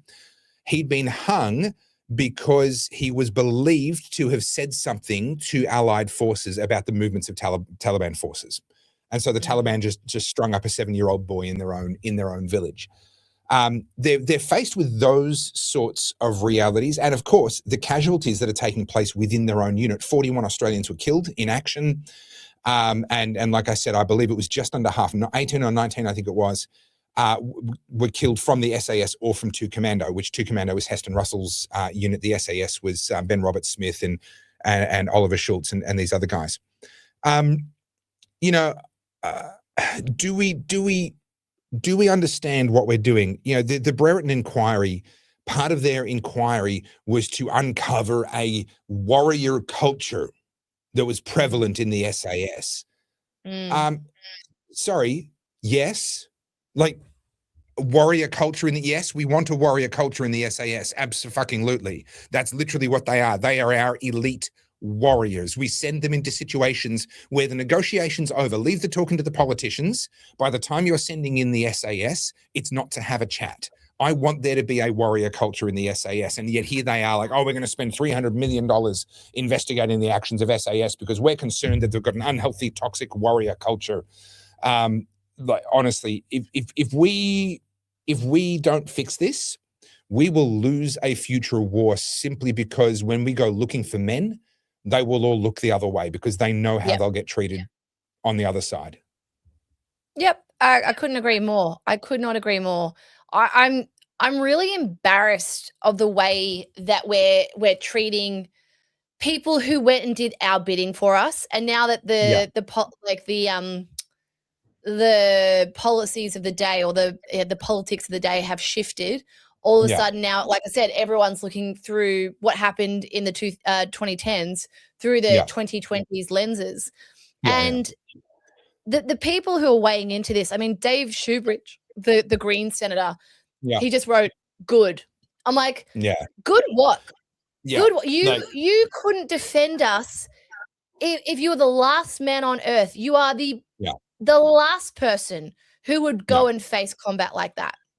Now, so the reason why they're gloating over the Ben Roberts-Smith case is because of the civil finding that he committed war crimes. So he sued ABC or Four Corners or one of those ones, 60, I can't remember. ABC. He sued them for defamation. It was Fairfax. It was Channel 9 funded it. It was Fairfax. When they merged together, Channel 7 bought Fairfax. Okay. Because I know Heston Russell was ABC and he won his defamation case against them. In the case of Ben Roberts-Smith, he sued them for defamation. The judge found on the balance of probabilities, which is the comparatively lower civil standard, on the balance of probabilities, he was convinced that Ben Roberts-Smith had committed war crimes. And then he appealed that. He lost the appeal and he tried to take it to the High Court and wasn't permitted to take it to the High Court. Now, I'm immediately reminded of George Pell and the witch hunt for George Pell, where he was found guilty, appealed, found guilty on appeal, got it to the High Court, and the High Court threw it out on its ear. The High Court said this should never have made it to trial. This is a despicable case. And everything was overturned in the High Court. Now, I, of course, don't know that that's what would have happened in the Ben Roberts-Smith case, but the unfortunate reality is we actually can't take a court's decision at face value anymore. And we know that from the court's own history. Now, in his case, he's got this history where he's been found guilty before, and so therefore they don't have to say alleged war criminal. They can call him a war criminal because he's been found guilty to a civil level, the balance of probabilities. The thing is, that's very different to a criminal level, and also the process and the procedures are very, very different. There isn't cross-examination in the same way. There aren't the same penalties for perjury in the same way as in a criminal case. The reality is, I think they're going to really struggle. Based on what little I've been able to read and find, I think they're going to struggle to put together a case at a criminal level. A lot of people are not going to. But as you know, the process is the punishment, right? Yeah, that's right. That's right. So on the Brereton inquiry, this is really important. In the Brereton inquiry, they gave people immunity so that their testimony could not be used against them or against anybody else. Now, what that means in theory is they'll be able to tell the truth because they know they won't get in trouble. What it also means is that they have the chance to settle scores because they know that their lies will never be found out. They're not going to be cross-examined. They're not going to have to defend them in court, and their lies can't be used against them in court proceedings in future, even if they are found to have lied, right? Yeah. So one of the problems that we do have in the military, and this has been a problem, this problem's been around for thousands of years, when someone wins medals, there's always somebody else from their unit who goes, hang on, I did the same thing he did. Why didn't I get a medal? Yeah. And when you get people that perform at this kind of elite level, I mean, these are people that push themselves physically, psychologically, go into the most outrageously dangerous situations. That's a certain kind of psychological profile. These are competitive alpha males. They have a hell of a lot more testosterone than I do, and I'm not ashamed to admit it. And so you put a bunch of them together in a unit, and then one of them becomes the most decorated living Australian soldier in history, and the guy next to him doesn't get a medal. Yeah. Right. There can be problems there. Then you put a bunch of those people up on a pedestal, and but de facto, what you say to them is, you can say anything you want about anyone you want, and it will never come back to haunt you. Yeah. And then see what you get. Yeah, we're seeing some score settling here. I 100%, and I think. But here's the important thing. Those same people will not sit down and say those same things under oath in a court of law in a criminal trial. And this is the problem that the prosecutors are going to run into. I think they have a lot more evidence than what they do, because a lot of their star witnesses who said things in the Brereton trial, they can't use what was said in the Brereton trial. They need them to show up in court and say it again under oath, and they won't. Yeah. Well, so I don't know the answer to this. If it goes to trial and he's found not guilty, what does that mean for the civil finding? Can he then go and appeal that? I have no idea. That is a great question. I actually have no idea. I would assume that it would not automatically overturn it because they are to a different evidentiary standard, but that might then be enough. Because I know he appealed it and it went to the High Court and he lost, right? So he's already gone. So he appealed it to the High Court and the High Court refused to hear it. Right. So potentially, if he is found not guilty in the criminal trial, he could then take that to the High Court, and that would give precedent to overturn the conviction. Or not automatically. I would have thought that would probably give him standing to force the High Court to actually hear it. but it wouldn't automatically overturn it because, again, they're two different evidentiary standards. Yeah. But yeah, it'd be interesting. I don't know. I'd be interesting to see what comes of that. I don't actually know for sure either, but that would be my best guess. But Well, can we just talk about Heston Russell? Sorry, you go. Yeah, go Heston Russell. Yep. No, go. Well, I want to talk about a couple of these other sort of figures that we've got. So this is part of the picture, the kaleidoscope of people that I think between them, this is why I'm worried that no one would want to fight for Australia anymore. David McBride, he was the whistleblower who came forward. He was a Defence Force lawyer, took a bunch of information to the ABC. People wrongly think that he was blowing the whistle on good, honest soldiers and he was trying to ruin their lives and have them tarred as war criminals. That's actually the opposite of what he did. What he brought forward in his view was evidence of the Australian military commanders over investigating the frontline soldiers and scapegoating them and throwing them under the bus so that no one further up the chain of command would ever be held accountable. He was actually blowing the whistle on a culture of excessive investigation, exactly what we're talking about here, right? That's what he blew the whistle on. Now, as a whistleblower, you're meant to get whistleblower protections, but you have to meet the criteria of being a whistleblower. I believe he did. That's my personal opinion. The court said otherwise. So he was not granted whistleblower protections, which means he was found guilty of having shared with the public secrets that he wasn't supposed to share with the public. He was sentenced to, I think, 5 years and 8 months in prison. And he was in prison very quickly after he whistleblew. After he leaked, he was in prison pretty damn quick. Ironically, it then took years and years and years for anyone to be charged with any of the, with anything in relation to actual war crimes.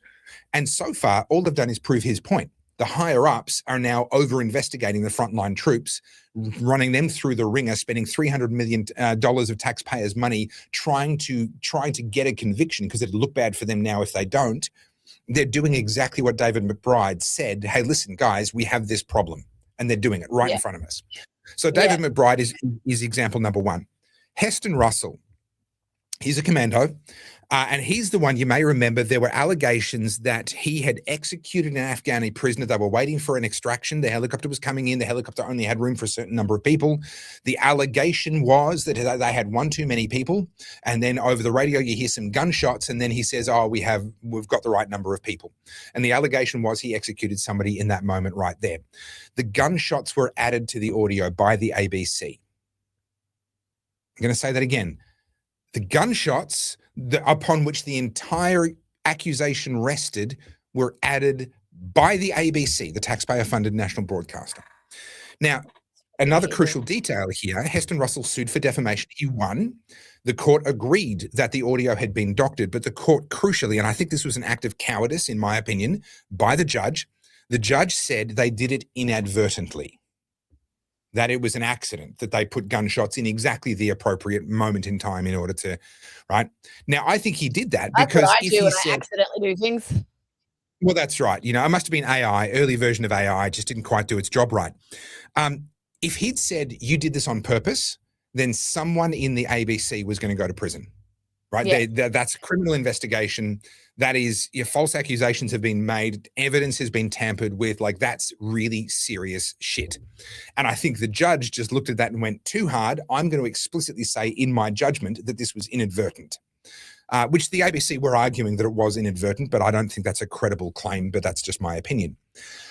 So when we look at accusations against Ben Roberts-Smith or against anyone else should more accusations be brought, remember the testimony in the Brereton report and the Brereton inquiry was with immunity and could have been score settling. The accusations were extracted from the Afghani people with incentives and the implication of compensation, and that just flat out lying and making up evidence that doesn't exist is one of the available options. And we know that because that's what they did to Heston Russell. Yeah. So I don't know if Ben Roberts-Smith is guilty or not. I don't think he's guilty. I'll put my hand up and say I think he's innocent. And I think what's been done to him is an absolute disgrace. But I can't say that I know he's innocent. I don't. Okay, none of us really do. But as this unfolds, never forget those three things, right? Testimonies with immunity cannot be relied upon. Accusations with incentives cannot be relied upon. And even the evidence, because that was reported in the media, that's what the defamation claim was around, that they heard the gunshots, blah, blah, blah. All of that was reported as fact in the media. It was invented. It was made up. So Mm-hmm. besides that, let's just let it play out. Yeah. Yeah, I think it's really disgusting. Pauline Hanson's come out in full support. Gina Reinhart said it's a disgrace. Yep. Well, And I think Gina Reinhart funded his defamation trial, which he lost. That was Gina, and to her credit, I think, good on her for putting her money where her mouth is and really standing up for Australians. That cost her millions, because by the time it was all said and done, they'd racked up millions in legal fees, and Ben Roberts-Smith was left liable for all of that. And my understanding is that Gina footed the bill for all of that. And I think good on her for just continuing to stand by him even after all of that. Yeah. I think this could go two ways with public sentiment as well. I think what you're going to see is, obviously the progressives cheering this on, and as to be expected, we've seen that with the Greens. But I think if you're on the fence about whether Australia is anti-Australians right now, this sentiment would go a long way to persuade more people to vote One Nation. I think so. And I think Pauline Hanson coming out strongly in support, when you've got Angus Taylor doesn't want to touch it, and Albanese doesn't want to touch it.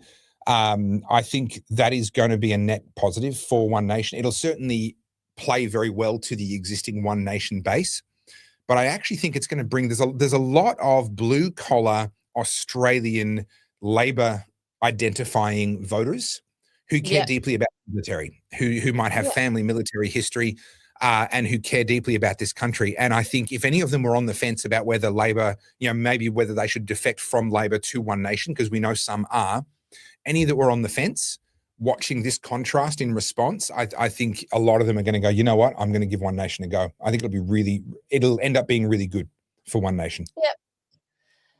Well, I've got a little segue, a little lighthearted segue that I thought was worth talking about, because war crimes, war in the Middle East, and the coming economic apocalypse. Yeah. And pedophilia for once, like just something a little bit of a tangent. Wow. But a bit of pop culture here. Okay. This happened. This is Lewis Hamilton and his alleged current girlfriend, Kim Kardashian. Yes. Okay. Doing some drifting in Tokyo in a Ferrari F40. And I am no fan of Lewis at all, but I'm kind of jealous. I'm kind of jealous. Go slow. What are you doing? You're just flicking through them all. That's him. That's his post. I didn't do it. Oh, right. Okay. Sorry, I didn't realize. Okay. So, firstly, 100% props to him for making the most of now being a Ferrari driver. That is, if you're going to become a Ferrari F1 driver, you tell Ferrari, get me an F40 in Tokyo where I can go and smoke the tires. No, it's his. How has he got one? He's only been with Ferrari for less than a season. I mean, you're talking about one of the most coveted cars ever. He is a petrol head, though, and he has been for a long time. Lewis, when did Lewis Hamilton buy his F40? ? Come on, Google, don't let me down. Does not currently own a Ferrari F40, although he recently described it as his favorite car and was driving one in Tokyo. He revealed in September 2025 that he sold his entire personal car collection to focus on art. I did not know that. Stating that he no longer owns any of his former luxury supercars. Well, there you go. You learn something new every day. So you've brought me onto the topic of F1, which is a very dangerous thing to do, because I could literally run. We were on the topic of Kim Kardashian. I thought this is where you'd want to go. Well, see, this is the difference between us. You look at Lewis Hamilton and Kim Kardashian drifting a Ferrari F40 around the streets of Tokyo at night. You want to talk about lip fillers and boob jobs. I want to talk about Formula One, right? That's the difference between us. I'm just really jealous. I've been in an F40. I got to drive one very slow. When I say drive, I was basically rolling it. Yeah. But getting out and pushing doesn't count, Carly. No, I was in the driver's seat. It was in gear and it was rolling. So I count that as driving. I drove it down the street. Okay. It's so underwhelming inside, but I don't care. If I had money, that's the first thing I'd buy. And I don't need anything else other than that. They're not young cars anymore. When did the F40 come out? Dude, Is it's that as the old as 90s? me. It's 40 years old. In 1986 was Yeah. the first production run. Yeah. Yeah, look, and your dashboard's showing its age as well. So let's not be too hard on the F40, okay? But if we can talk about F1 for a second. So you know how much I love bureaucracy. I just love paperwork and bureaucrats, rules and regulations. The world F1's of lost Formula me. One. I'm so bored with it since they've changed everything. I just find it so Okay. uninteresting now. It is that they are having an identity crisis right now, but the good thing is they know it. And what I'm about to tell you is hilarious, and it cuts to the The best heart of thing they exactly this did problem. The best Sorry? thing they did was cast Brad Pitt in a movie to play a F1 driver. I'm sorry, it was a great movie. Loved it. Even better was actually the Drive to Survive series on Netflix. That has actually been an absolute boon No, for the sport. It's brought in a it huge number has, of fans. but now you have the Miami and is it Miami or is it Las Vegas? I'm pretty sure it's Miami, and it's turned into like a bloody celebrity influencer fest. And I'm like, that is Oh, anything but what they all F1 used to have. be. They all have. So F1 is one of the most bureaucratic sports in the world, and that's saying something because there's some really bureaucratic sports out there. But F1, it's big money. It's all about rules and regulations, and everyone, there's lawsuits constantly about who's complying with the rules and who's not. Did this all happen once it got sold? Is that when this all started happening?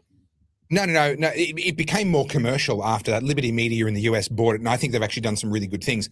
But understand the current technical regulations were already under development, and they were well advanced under development before that happened.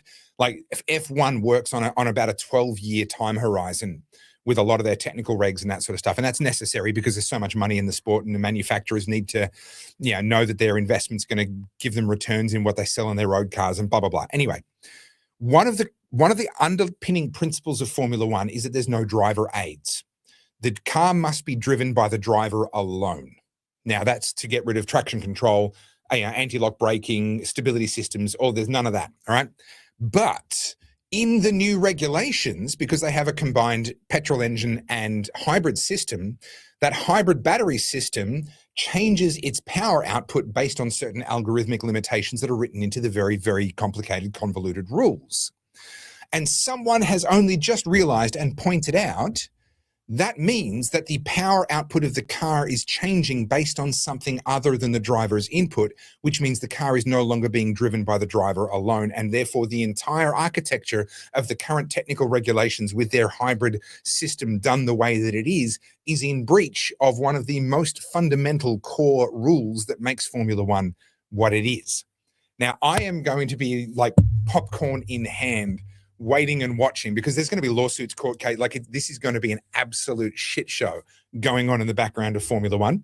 And I honestly, this will be more entertaining than the racing this year, just watching the lawyers duke it out over the rules. Okay. You could not be more bored. Bring back V10s. Listen. No, I agree. I 100% agree. But the people in the chat will appreciate that insight that I just gave them far more than you clearly did. Did you used to go to the F1 years ago in Melbourne? I can tell you exactly where I was the very first time I ever heard an F1 car. It was the first year they were in Melbourne. And I was in a dunny, a toilet block out the back of St. Mark's Anglican Church in Reservoir. It was of an evening. It was a week evening. There was something going on at the church, and I was in the dunny block, and it was one of those like Besser block ones, and they have the blocks near the top that allow the airflow through. And through that airflow vent came the sound of a howl unlike anything I'd ever heard before in my life. And it wasn't very loud, but I remember it grabbed me, it gripped me, and I was like, I have to know what that is. That a spaceship landing? I need to know what that is. And by the end of the day, I'd figured out this was the Formula One, and the breeze had just caught it. This is about, 12 kilometers north of the racetrack, right? So it was a long way away, but the breeze had caught it. Somehow that sound had reached me inside of that toilet block, and I have craved that sound ever since. So I am really, really angry. I'm not angry about them dumping the V8s to go to the V6s. I'm angry about them dumping the V10s to go to the V8s. That's what I'm mad about. That otherworldly sound that was unlike anything you could find. You could not go anywhere else. There was no other form of motorsport, not aviation, not anything. There was nowhere else you could go to get that sound. and then they killed it. And for me, I've been missing that ever since. I sound really ungrateful saying this, but at the time I didn't love it. But my family is very big car and aviation family, and I used to get dragged along to Mangalore Air Show, Avalon Air Show, God knows what else, plus the F1. And the way my dad got me to enjoy F1 was obviously the Ferrari thing. And, I became obsessed with Schumacher. And so we would go every year and get myself a Ferrari bit of merch, and it got more and more expensive. This is back when we used to have the Motor Expo too. Do you remember the big motor show? Yeah. That's coming back, I believe. I think it's coming back this year. There's versions of it. It's never going to be what it was when you had every car maker in there, and they'd had Lance Dixon Ferrari, and they'd bring their Ferraris in. Yes. And Dad would take me there. And then I remember, like, we only ever had ground passes. Dad would go do corporate box things, but we would sit there in the horrible bloody stands, hot as hell in the sun, and just yeah. And that was back when it was like Coulthard, Hakkinen, Webber, Schumacher, like the golden ages. So now Webber, until it's that again. The very first race that I ever saw with my own eyes, I didn't even have a ticket. I was on the roof of an apartment building on St Kilda Road, and we could see part of the track.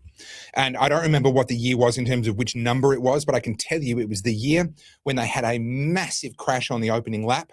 Mark Webber was driving for Minardi. I think this might have been his first ever race in Formula One. I think he might have just come into the sport, was racing for Minardi, and he ended up coming, I want to say 6th or 8th. He got points, which was for the Minardi team was just like the most mind-blowing, exciting thing you could possibly imagine.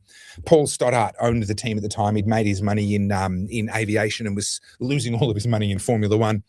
And I just remember just how intoxicating that day was. Australian driver, Australian team owner, massive crash, winning points at the end. I was like just a full-on intoxicating day, even though all I could see was a little bit of the old Turn 8, I think it was, that is now gone. Just from the top. That's all I could see from the top of the building, but I could hear them, and that's what mattered. Yeah. Yeah. Well, I've got another story for you. It's a pop culture one, but I actually thought this was quite interesting. So are you familiar with the singer Sia? Yeah. I am tight. She's done some stuff I really like, actually. Yeah, she's an Aussie export, I believe. Yeah. So she's just gone through a bitter custody battle with her ex-husband. And she lives in LA. So I don't know if you guys know this, but in LA, they have absolutely outrageous child support laws, right? Yeah, she is obviously very wealthy. And her ex-husband is now going to get a monthly payment of $42,500 every month until their son is 18. Their son is currently 2. It works out to be over $8 and a bit million. But how long do you reckon they were married for him to receive that settlement? Well, if they've had a child together who's 2, it is Hollywood, or like entertainment industry, so they probably weren't married when they had the kid. They probably got married after the kid. I'm going to say they've been married for 1 year. So they got married in 2022 and separated in 2025. Okay, 3 years. Well, there you go. Yeah. It's a long marriage in Hollywood. And now he gets $2.5 million for each year of marriage. I mean, But that's not a bad way. And she's put up a post here saying good dads get jobs as opposed to just relying on child support. But isn't it interesting? So she's been very vocal about this on social media. And this is why I thought it was worth bringing up. Because, I mean, traditionally it's the dad is usually paying child support to the female, and, the dad usually out earns the mum. But now we've got an example of a Hollywood celebrity who now has to pay the dad. What do you think all the feminists are saying today? Well, I'm just going to guess that they've found a way for it to be the patriarchy at work. It is the patriarchy. The system benefits the man. And I'm like, have you ever looked into Australia's family courts? They're not very nice. Yeah, that'll do your head in. Can I also just say, I really should get my lawyers to call her lawyers, because I am happy to offer to be her ex for half that money. I mean, I'll sign the contracts. No worries. I just, Yeah. cheap at half the price. Yeah. Yeah, it's lucrative to marry a celebrity and then just get divorced. It's worth it for Get the 2 divorced. years in Yeah. Philly. Yeah. But Yeah. yeah, I I mean, just I guess found that the cultural conversation, of course, like you said, it's a Rorschach test, right? oh, yeah. People Yeah. Yeah. will see this through the lens of their ideological views, and Yeah. this is just another example of the patriarchy, apparently. Yeah. I don't necessarily disagree with her sentiment, good dads get jobs. But can you imagine if a male celebrity tweeted that about his ex-wife? Good mums get Mm. jobs. That would tie the feminists up in knots, wouldn't it? That'd be Yeah. hilarious. I That'd be just love great. the double standards. That just gets me, right? Like, I mean, Yeah. I'm not invested in this situation either way. So long as the child's loved and cared for, like that's all Yeah. I'd say is important. But yeah, now you've got a bit of custody battle, and that poor kid's life's going to be hell for the next 16 years. Yeah, that's not going to be a happy situation at all. Gosh, I see. I was very, very blessed. My parents are still together. There wasn't any divorce there. My wife's parents are still together. So I haven't experienced this split family. I've seen it, but I haven't experienced this split family Oh, thing. Multiple I've shared Christmases mine on the and podcast all that sort of before. stuff. Yeah, no, I yours is a basket case. Your family history makes up for the lack of drama in mine. And Um, it's so but interesting because you see something that goes from so loving to just so hateful and yeah, vengeful and nasty. And again, I've said this before, but the only one that benefits is the lawyers. but that's also it is the closeness that leads to the nastiness. You can't feel betrayed by someone who you always knew was your enemy. You can only feel Yeah. betrayed by someone that you thought was your ally, your friend, your family on your side. That's where betrayal comes from. And hell hath no fear like a woman scorned. And the same can be true as of some men as well. Once once they go from we're in this together, it's us against the world. You're my ride or die, etc., and then it becomes lawyers. Yeah, that is literally the reason why things get so ugly, is because they were so close previously. Yeah. All right. So I've got another story for us. How long have we been going? Oh yeah, we're on track. We're doing all right. This, We're doing all right. this is a story. As Victoria debt soars, voters fear more taxes, cuts to essential services. Now, I'm pretty sure in this article, I did see a tweet version of this article, but it talks about how, here we go. Victoria's debt pile has grown by 10 billion in the last 6 months and is on track to hit 192.6 billion in the next 3 years.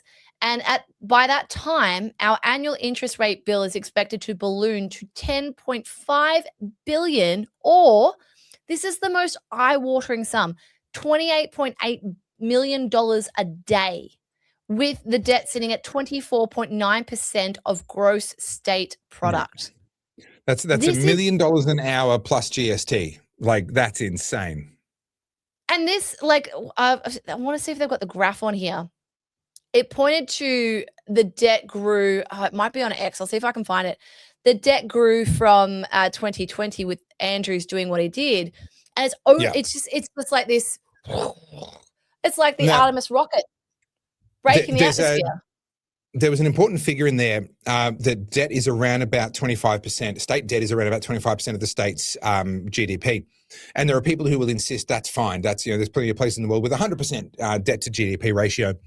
The difference, our debt in a Victorian, in Australian state, that debt is not comparable to an American state debt to GDP ratio. People point to California, point to other places. And the reason why that is because under the Australian system, we kind of have a reverse federalist system.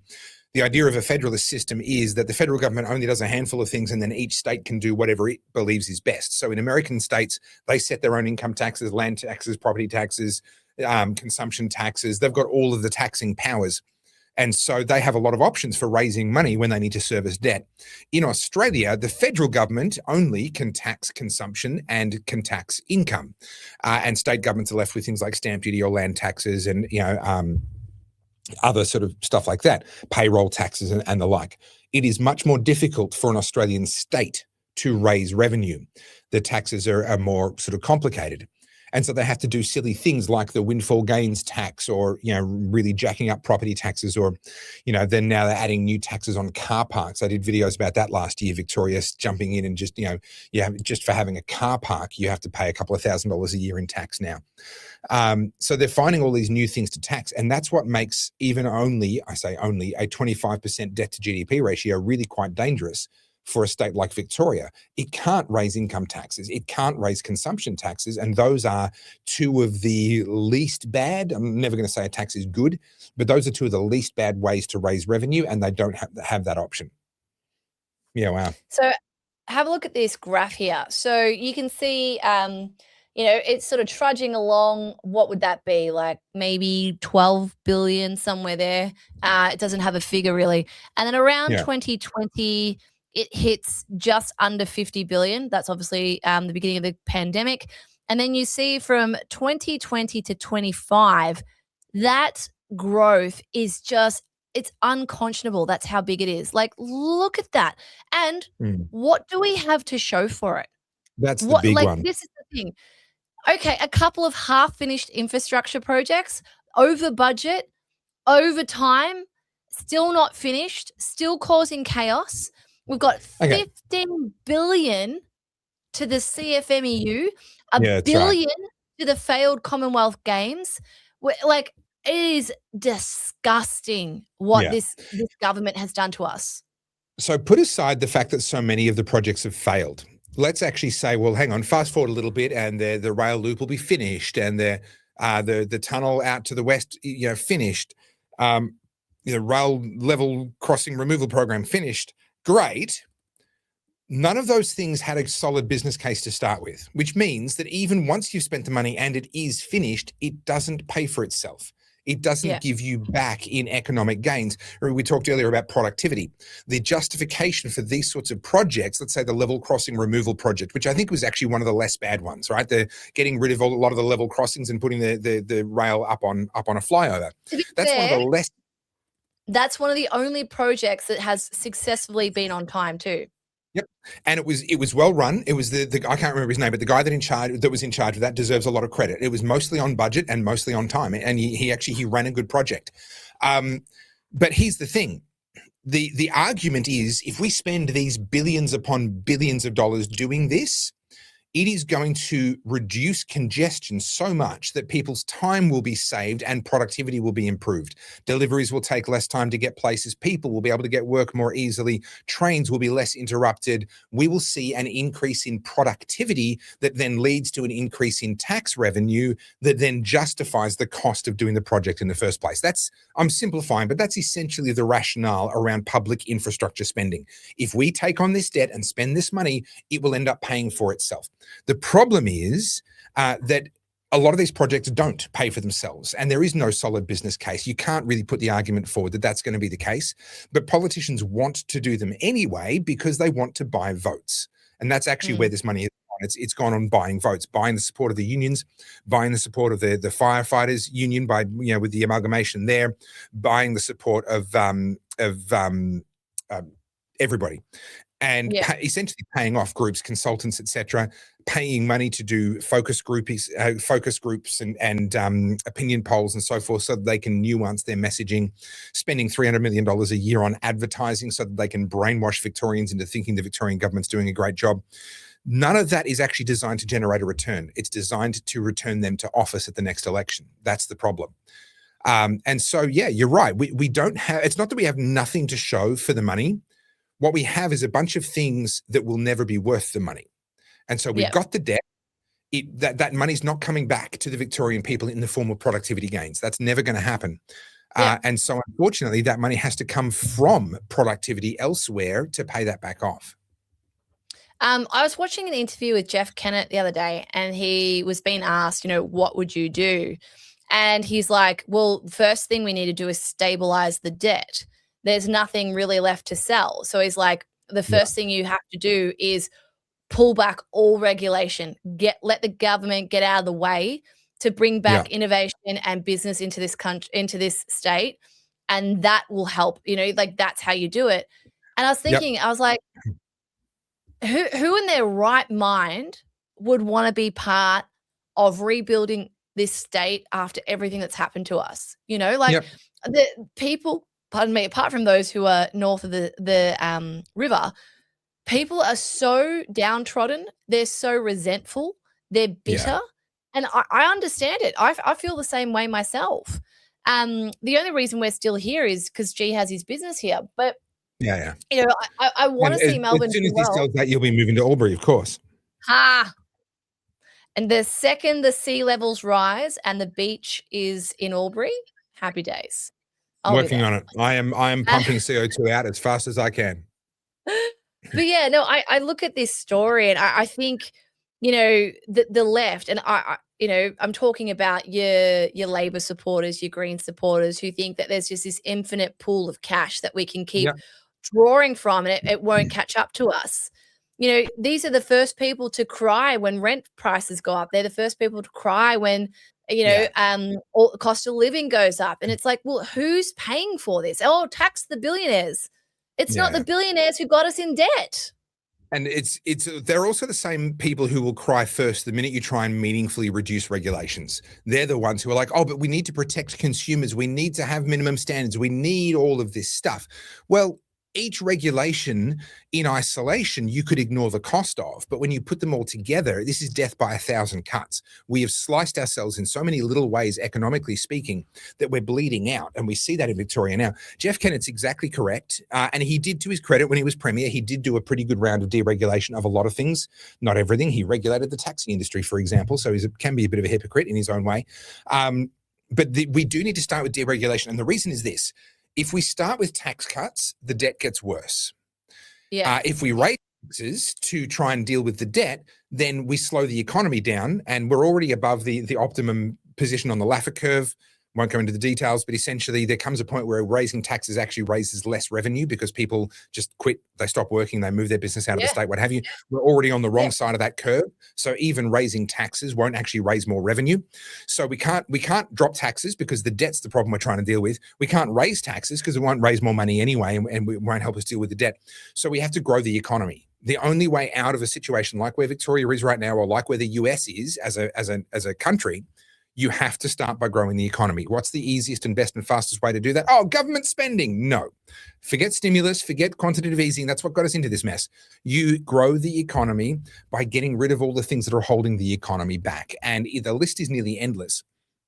Let me give you just one example. We're all complaining about the cost of housing. The cost of housing is government caused through planning and land use restrictions, housing regulations, minimum building standards and rules around sizes and all that sort of stuff. And I can prove it because when they rezone land from rural to residential, all of a sudden the value jumps up. And that's the entire premise of the Victorian government's windfall gains tax. When we do this zoning change, we're giving you all this free money, and so you owe us some in tax. Actually, what's happening is when they make that administrative change to go from rural to residential, they're no longer destroying the value of the property.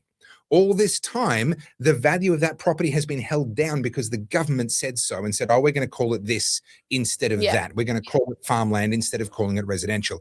If we get rid of the regulations, everything will be able to find its actual market price, its actual value. And what we will discover is that an enormous amount of value in each and every one of our lives is at present being stolen from us in ways that are less obvious than taxes. They're being stolen through regulations. And the minute you get rid of those regulations, all of a sudden the economy will rise very quickly. Yeah, I agree. I've got a fun one. Another little fun one. This popped up on Instagram, and I thought, given all this discussion we've had about war, this might be worth having a look at. What movie did G and I watch the other day about a submarine? Oh, it had no, it wasn't Sean Connery. It was Liam Neeson and K-19, The Widowmaker. Oh, yes. Okay. Yeah. Oh, that's a haunting Liam movie. Neeson and Harrison Ford. Anyway, so we went down the road of looking into nuclear subs, and then this popped up on my Instagram, and I thought, wow, look at this. So let me play it again. Hang on, I'll close it down and go back into it. So they're like, oh, look, it's a blue whale, right? So they're cruising over, And then all of a sudden, nope, it's an Ohio-class nuclear sub that's like surfacing. Incredibly wow. rare. Oh, yeah. This thing, the length of 2 football fields, it's like, Yeah. I think it's huge. It's 4 stories or something, Yeah, nuclear it's the city powered. inside of there. Yeah. But what I love is the comments, because when I see things like this, you just know the comment section is gonna be good. So I'll just read you some. "Sorry about your car accident tomorrow, bro. Um, Captain probably knows your flight plan better than you do." And just like that, we realized that, oh, hang on, no, sorry, where is it? The mutually assured destruction whale. I cannot express enough how you cannot pet that dog. Proceed away from the dog at very controlled speed, obeying all directions from the dog. The dog is well trained but extremely feisty. Yeah. It's okay, guys. The F-35 5 miles behind them already saw there were no harm 15 miles ago. Yeah. It just keeps going. Yeah, it's just funny because they're like, oh, how many eyes were on you when this happened? Like, he's cruising in a chopper. This guy's learning to fly. And then all of a sudden he just comes across an Ohio-class nuclear sub. Like, that's pretty amazing. That's amazing. This is why when we talk How about many views does that have? Oh, millions. Let's have a look. If I go out of this If you just close it. If I go to his page. Oh, hello? Why did that happen? Hello, internet. What? Interwebs. Why? Is it because I'm sharing it? Hang on. If I do that. Shouldn't be. Because that'd be in the millions, surely. That is phenomenally rare. Yeah, 12.3 million. Yeah. There you go. Yeah, that makes perfect sense. That's amazing. That's very cool. That really is very cool. I thought that was very cool because, you kind of see them on the news and you hear about them, but seeing one in the wild, let alone it surfacing like that. Yeah, surfacing. Yeah, they'll surface for a handful of administrative reasons, but as a general rule, I assume he's in the US, not far off the coast of the US or something. Yeah, I'm going to say so. As a general rule, they might have to go on the surface in order to get out of their berth or what have you, but they'll go under, and from there, it's anybody's guess where they are. That's the whole point. That's amazing. As these things go, then I've just been served a whole bunch of submarine content, and I had this guy, a British guy, who was telling us what life is like in a sub, and it's 6 months underwater, and you don't see daylight, and you don't get to hear from back home for 6 months. And I'm like, oh, why? What is the incentive? Is the pay good? No, sounds like bliss. Far out. Are you kidding? 6 months of radio silence? Well, okay, that could suck a little. I'm pretty sure they've got solariums down there, though. They keep their vitamin D up somehow. He was just telling the story, and I was like, and then we've got Ben Roberts-Smith being charged for war crimes. I'm like, what is the incentive to go join the army or the navy? Yeah. So as a younger man, I was desperate to get into 2 Commando, which is the reserve commando unit based out of Williamstown. That was my objective, and I've told the story before. I just ran into it was such a clusterfuck. The whole organization.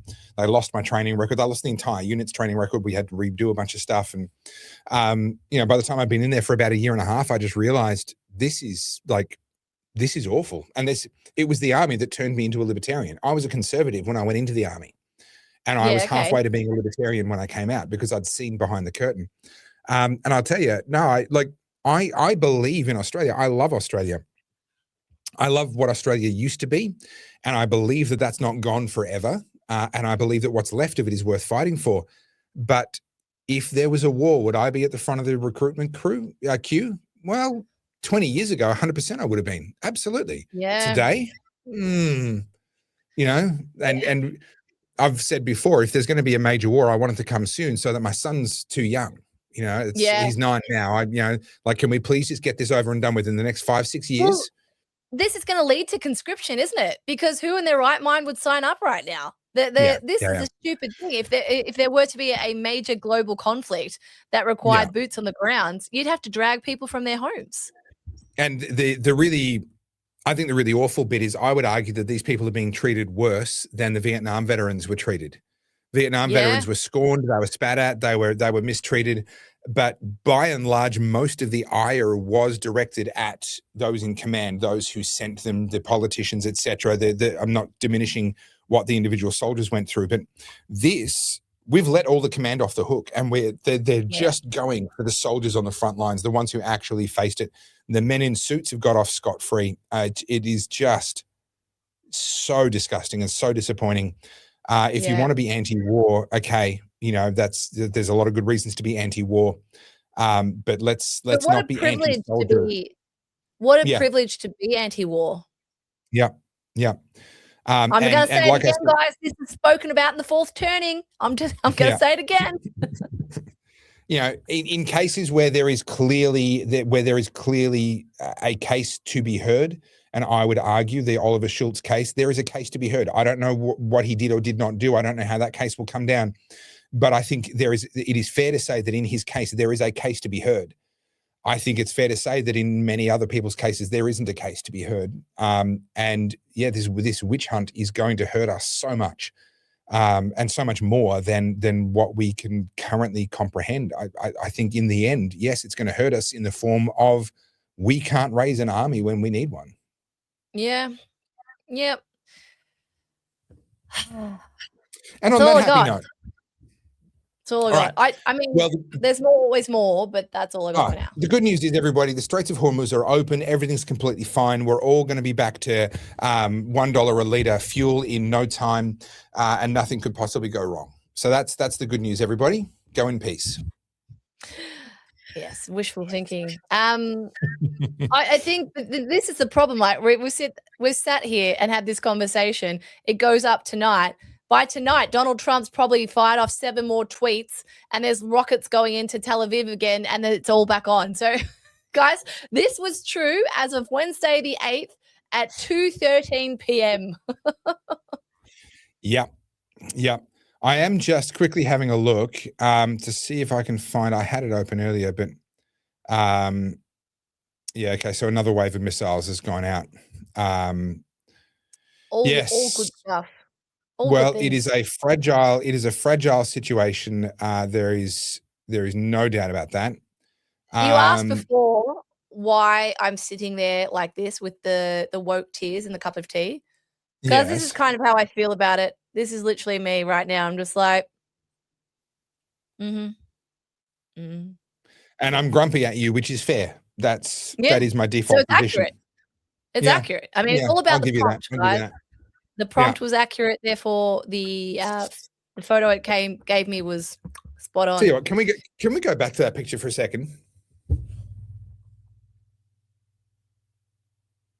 I reckon I'm going to be one good-looking silver fox when the time comes. Do you? I reckon I'm going to have one of those really craggy, characterful faces because that looks good on a bloke. It does not look good on a lady. But I reckon, look, give me silver hair, and maybe like get off my lawn, I reckon I'll be a good-looking silver fox. You reckon you're going to be like a Clint Eastwood or a Sean Connery? Well, look, that's a stretch. Didn't say I was going to be You're already looking pretty salt and pepper, or is that the light on your hair? No, I am a bit salt and pepper, and I've actually got a bit of a white streak starting to come through right there. A wisdom streak. Which is a wisdom streak, yeah. Which I do find kind of amusing, and I do wish it would just get thicker faster, and I quite like that. Yeah. Meanwhile, over here in my youth, in all my glory. In your youth. Yeah. I won't ask if you color your hair. Apparently that's not polite. Oh, I do. I've got the grays, but you can't tell because I cover those sons of bitches up. Yeah. See, I've got the grays and I can show them off, and it's a good thing. Do you know what though? If I get to the point where I've got like 1 or 2, if I got to the point where I was going properly gray, I just let it go. I just save me time. But then you get that transition of all the roots growing out, and that's not great. Oh no, I just dyed all grey. I just like go full into it. Just okay. Yep. Right. Lean into it. Go. I'll be the silver hair lady. Give me a heads up the day before I show up to do an Oddcast in person if your hair is going to be suddenly grey, please. I was tempted to dye it red the other day. I've been talked out of it, but I'm feeling midlife crisis-y. You've warned me about your mother. I don't want the door to get opened and for me to think I'm face to face with her. Okay, just like if you're going to dye the hair grey, give me a heads up. What's your midlife crisis? Is that where we are? Are we midlife crisis age, or is that 50? No, look, I mean, I had my first midlife crisis when I was 18, so I'm living on borrowed time now. Look, I think that part of what's going on with me might be an element of that, might be the beginnings of that. But, you know, I'm not going to do anything outrageous. I'm just going to build a supercar in my garage and then go and do track days and drive at 300 kilometers an hour and try not to die. Like that's fairly normal sort of midlife crisis stuff. You can do lawn, or you can get into barbecue. You're not going to start what? Triathlons or something, like take up some No. kind of something that requires actual work. Have you met me? Unfortunately, I have. Yeah, I was reasonably sure the answer was yes. No. Look, I am taking up. Well, I haven't yet, but I want to take up flying lessons. Maybe that'll be my midlife crisis thing. And as you know, I want to build that car that I've talked about endlessly on the show before. So I think my midlife crisis is pretty well planned. I think just maybe have a bit of a nervous breakdown somewhere in the middle of that, along with it, and that'll just be the complete package.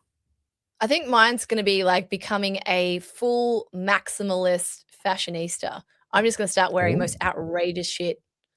Just outrageous. Right. G already thinks I have outrageous fashion, but I mean, like, turn it right up. Just like dial it up. I have seen some of your very long boots. Yep. Like that. Fair enough. That's rookie stuff. I mean, like, just be outrageous. Because everybody, you know what? Embrace yourself. I think this is the beauty of age. As they say, youth is wasted on the young, right? I'm at that point where I want to do all the fun stuff because I just don't care what people think anymore. Fuck it. You know, that's the beauty of getting old.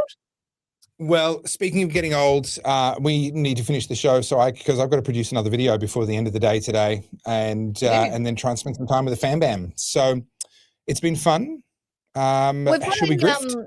We should grift, but should we tell them about what's happening and what's exciting for you? But firstly, Ko-fi, if you'd like to support the Oddcast, if you enjoyed the show, jump on Ko-fi, join the Discord, get in the conversation. That would be amazing. Do you mean the giveaway? Yeah. Do you want to tell people? I think give them a little inside information. You will be the first. Our beloved Oddies, will be the first people to hear about this genuinely pretty exciting giveaway that we've got coming up. Carly, take it away. I had to break Topher's arm to do it. That's the real reason he's been going to the doctor's. I had to bring her back to reality. When you hear it and what's in it, just realize that I asked for she was going more. for a lot more. So it's almost like it's over a year now. We've kind of gone past, but we had the Oddcast first birthday. So now it's like the first birthday of Topher taking his YouTube channel very seriously. And I said, April was my first full-on month of the Topher project. So it is actually a year, There you go. So it's been a year. And I said, hey, times are tough. How about we do a giveaway? Like, just like a thanks for being here. Really appreciate your support. Because at the end of the day, we wouldn't be doing this every week if no one tuned in, right? So we are incredibly grateful. And Topher's incredibly grateful. And I said to Topher, I was like, let's like give people gifts instead of you getting gifts. And I went in there asking for a lot. But what we have come up with is we're going to give away fuel vouchers and Woolies or Carlz vouchers. So you get to choose depending where you live in Australia. And you're going to get access to the masterclass as well as a whole host of Topher merch. And that's just our way of saying thank you for the support. And we know everyone's doing it tough. So why not? And just for context, if my memory serves me correctly, Carly, we've agreed on a $250 fuel voucher. Yep. And a $250 groceries voucher. So it's $500 in cash value, essentially. And I believe the whole thing is worth over $1,000 when you put it all together. Yeah. Yep. So, you know what? If for someone that gets that might make the difference for that month for them. So I hope so. And it is, it doesn't cost me all of that because obviously, on the merch and stuff, that's, there's margin on that. So it doesn't cost me all, but the cash, the vouchers do cost me that. But to be fair, I did ask him for $1 million and he said no. So I said, look, can we just remove a whole lot of zeros off of that? No, so I am acutely aware of how incredibly fortunate I am that I get to do this full time now. And it's only been a year since I went full time. And yes, some months are better than others. I'm not, I'm turning a profit every single month. But even when I'm not turning a profit, the fact that I get to do this for a living, like, is amazing and very, very privileged. That is not lost on me. And so genuinely, I do want to say thank you guys for making this possible, for coming on this journey with me. I believe there's really big things to come in the future. I'm not there yet, but with your help and your support, you're helping me to get there. And so I think it makes perfect sense. As soon as you said it to me, I thought, yeah, that makes perfect sense. Let's absolutely 100%, let's do this. So I don't remember what the final value of it was, but it's over $1,000, and 500 of that is in cash vouchers, fuel and groceries to help with the cost of living. And as well as some great merch and swag and other stuff in there as well. And honestly, I really hope it goes to someone that really, really needs it. That would be my hope. Someone that's really, really doing it tough. Mm. Well, the way you guys can enter, I'm currently building the landing page, so hopefully that'll be done this afternoon, and we'll probably launch it tomorrow-ish. Just keep an eye on my socials. I'll put the link up, and of course I we'll talk about ish because I'm currently coding it, but yeah. So yeah, there you go. Yeah, cool. Alrighty, and if you want to support my work and help me to fund those gift vouchers and everything else, head over to topherfield.com. That's where you're going to find the Buy Me a Coffee button, as well as my books, DVDs, all my merch, my cigar and coffee t-shirts and everything else. And of course, all of that helps me to keep making more videos, not just the Oddcast, but all my Topher Project videos. And head over to carlzjsoda.com, where you can sign up for little Mrs. Kovfefe and the AI Advantage. Yeah. We're going to learn some stuff. Here's a little bit of insight for you. We can tell the oddies. I have been building TopherBot. God help us all. Yes, this is very exciting. I'm very excited to show it to you. Yeah. Okay. TopherBot is a real thing. Okay. All right. Well, unfortunately, TopherBot has not replaced me yet, and I do have to make another video. So I'm going to sign off. You can keep chatting on your own there, Carly, if you'd like to. No, I'm hungry. No, you're hungry? In a word? All right. I'm hungry. Well, thank you all very much. Thank you so much. See you again. Bye.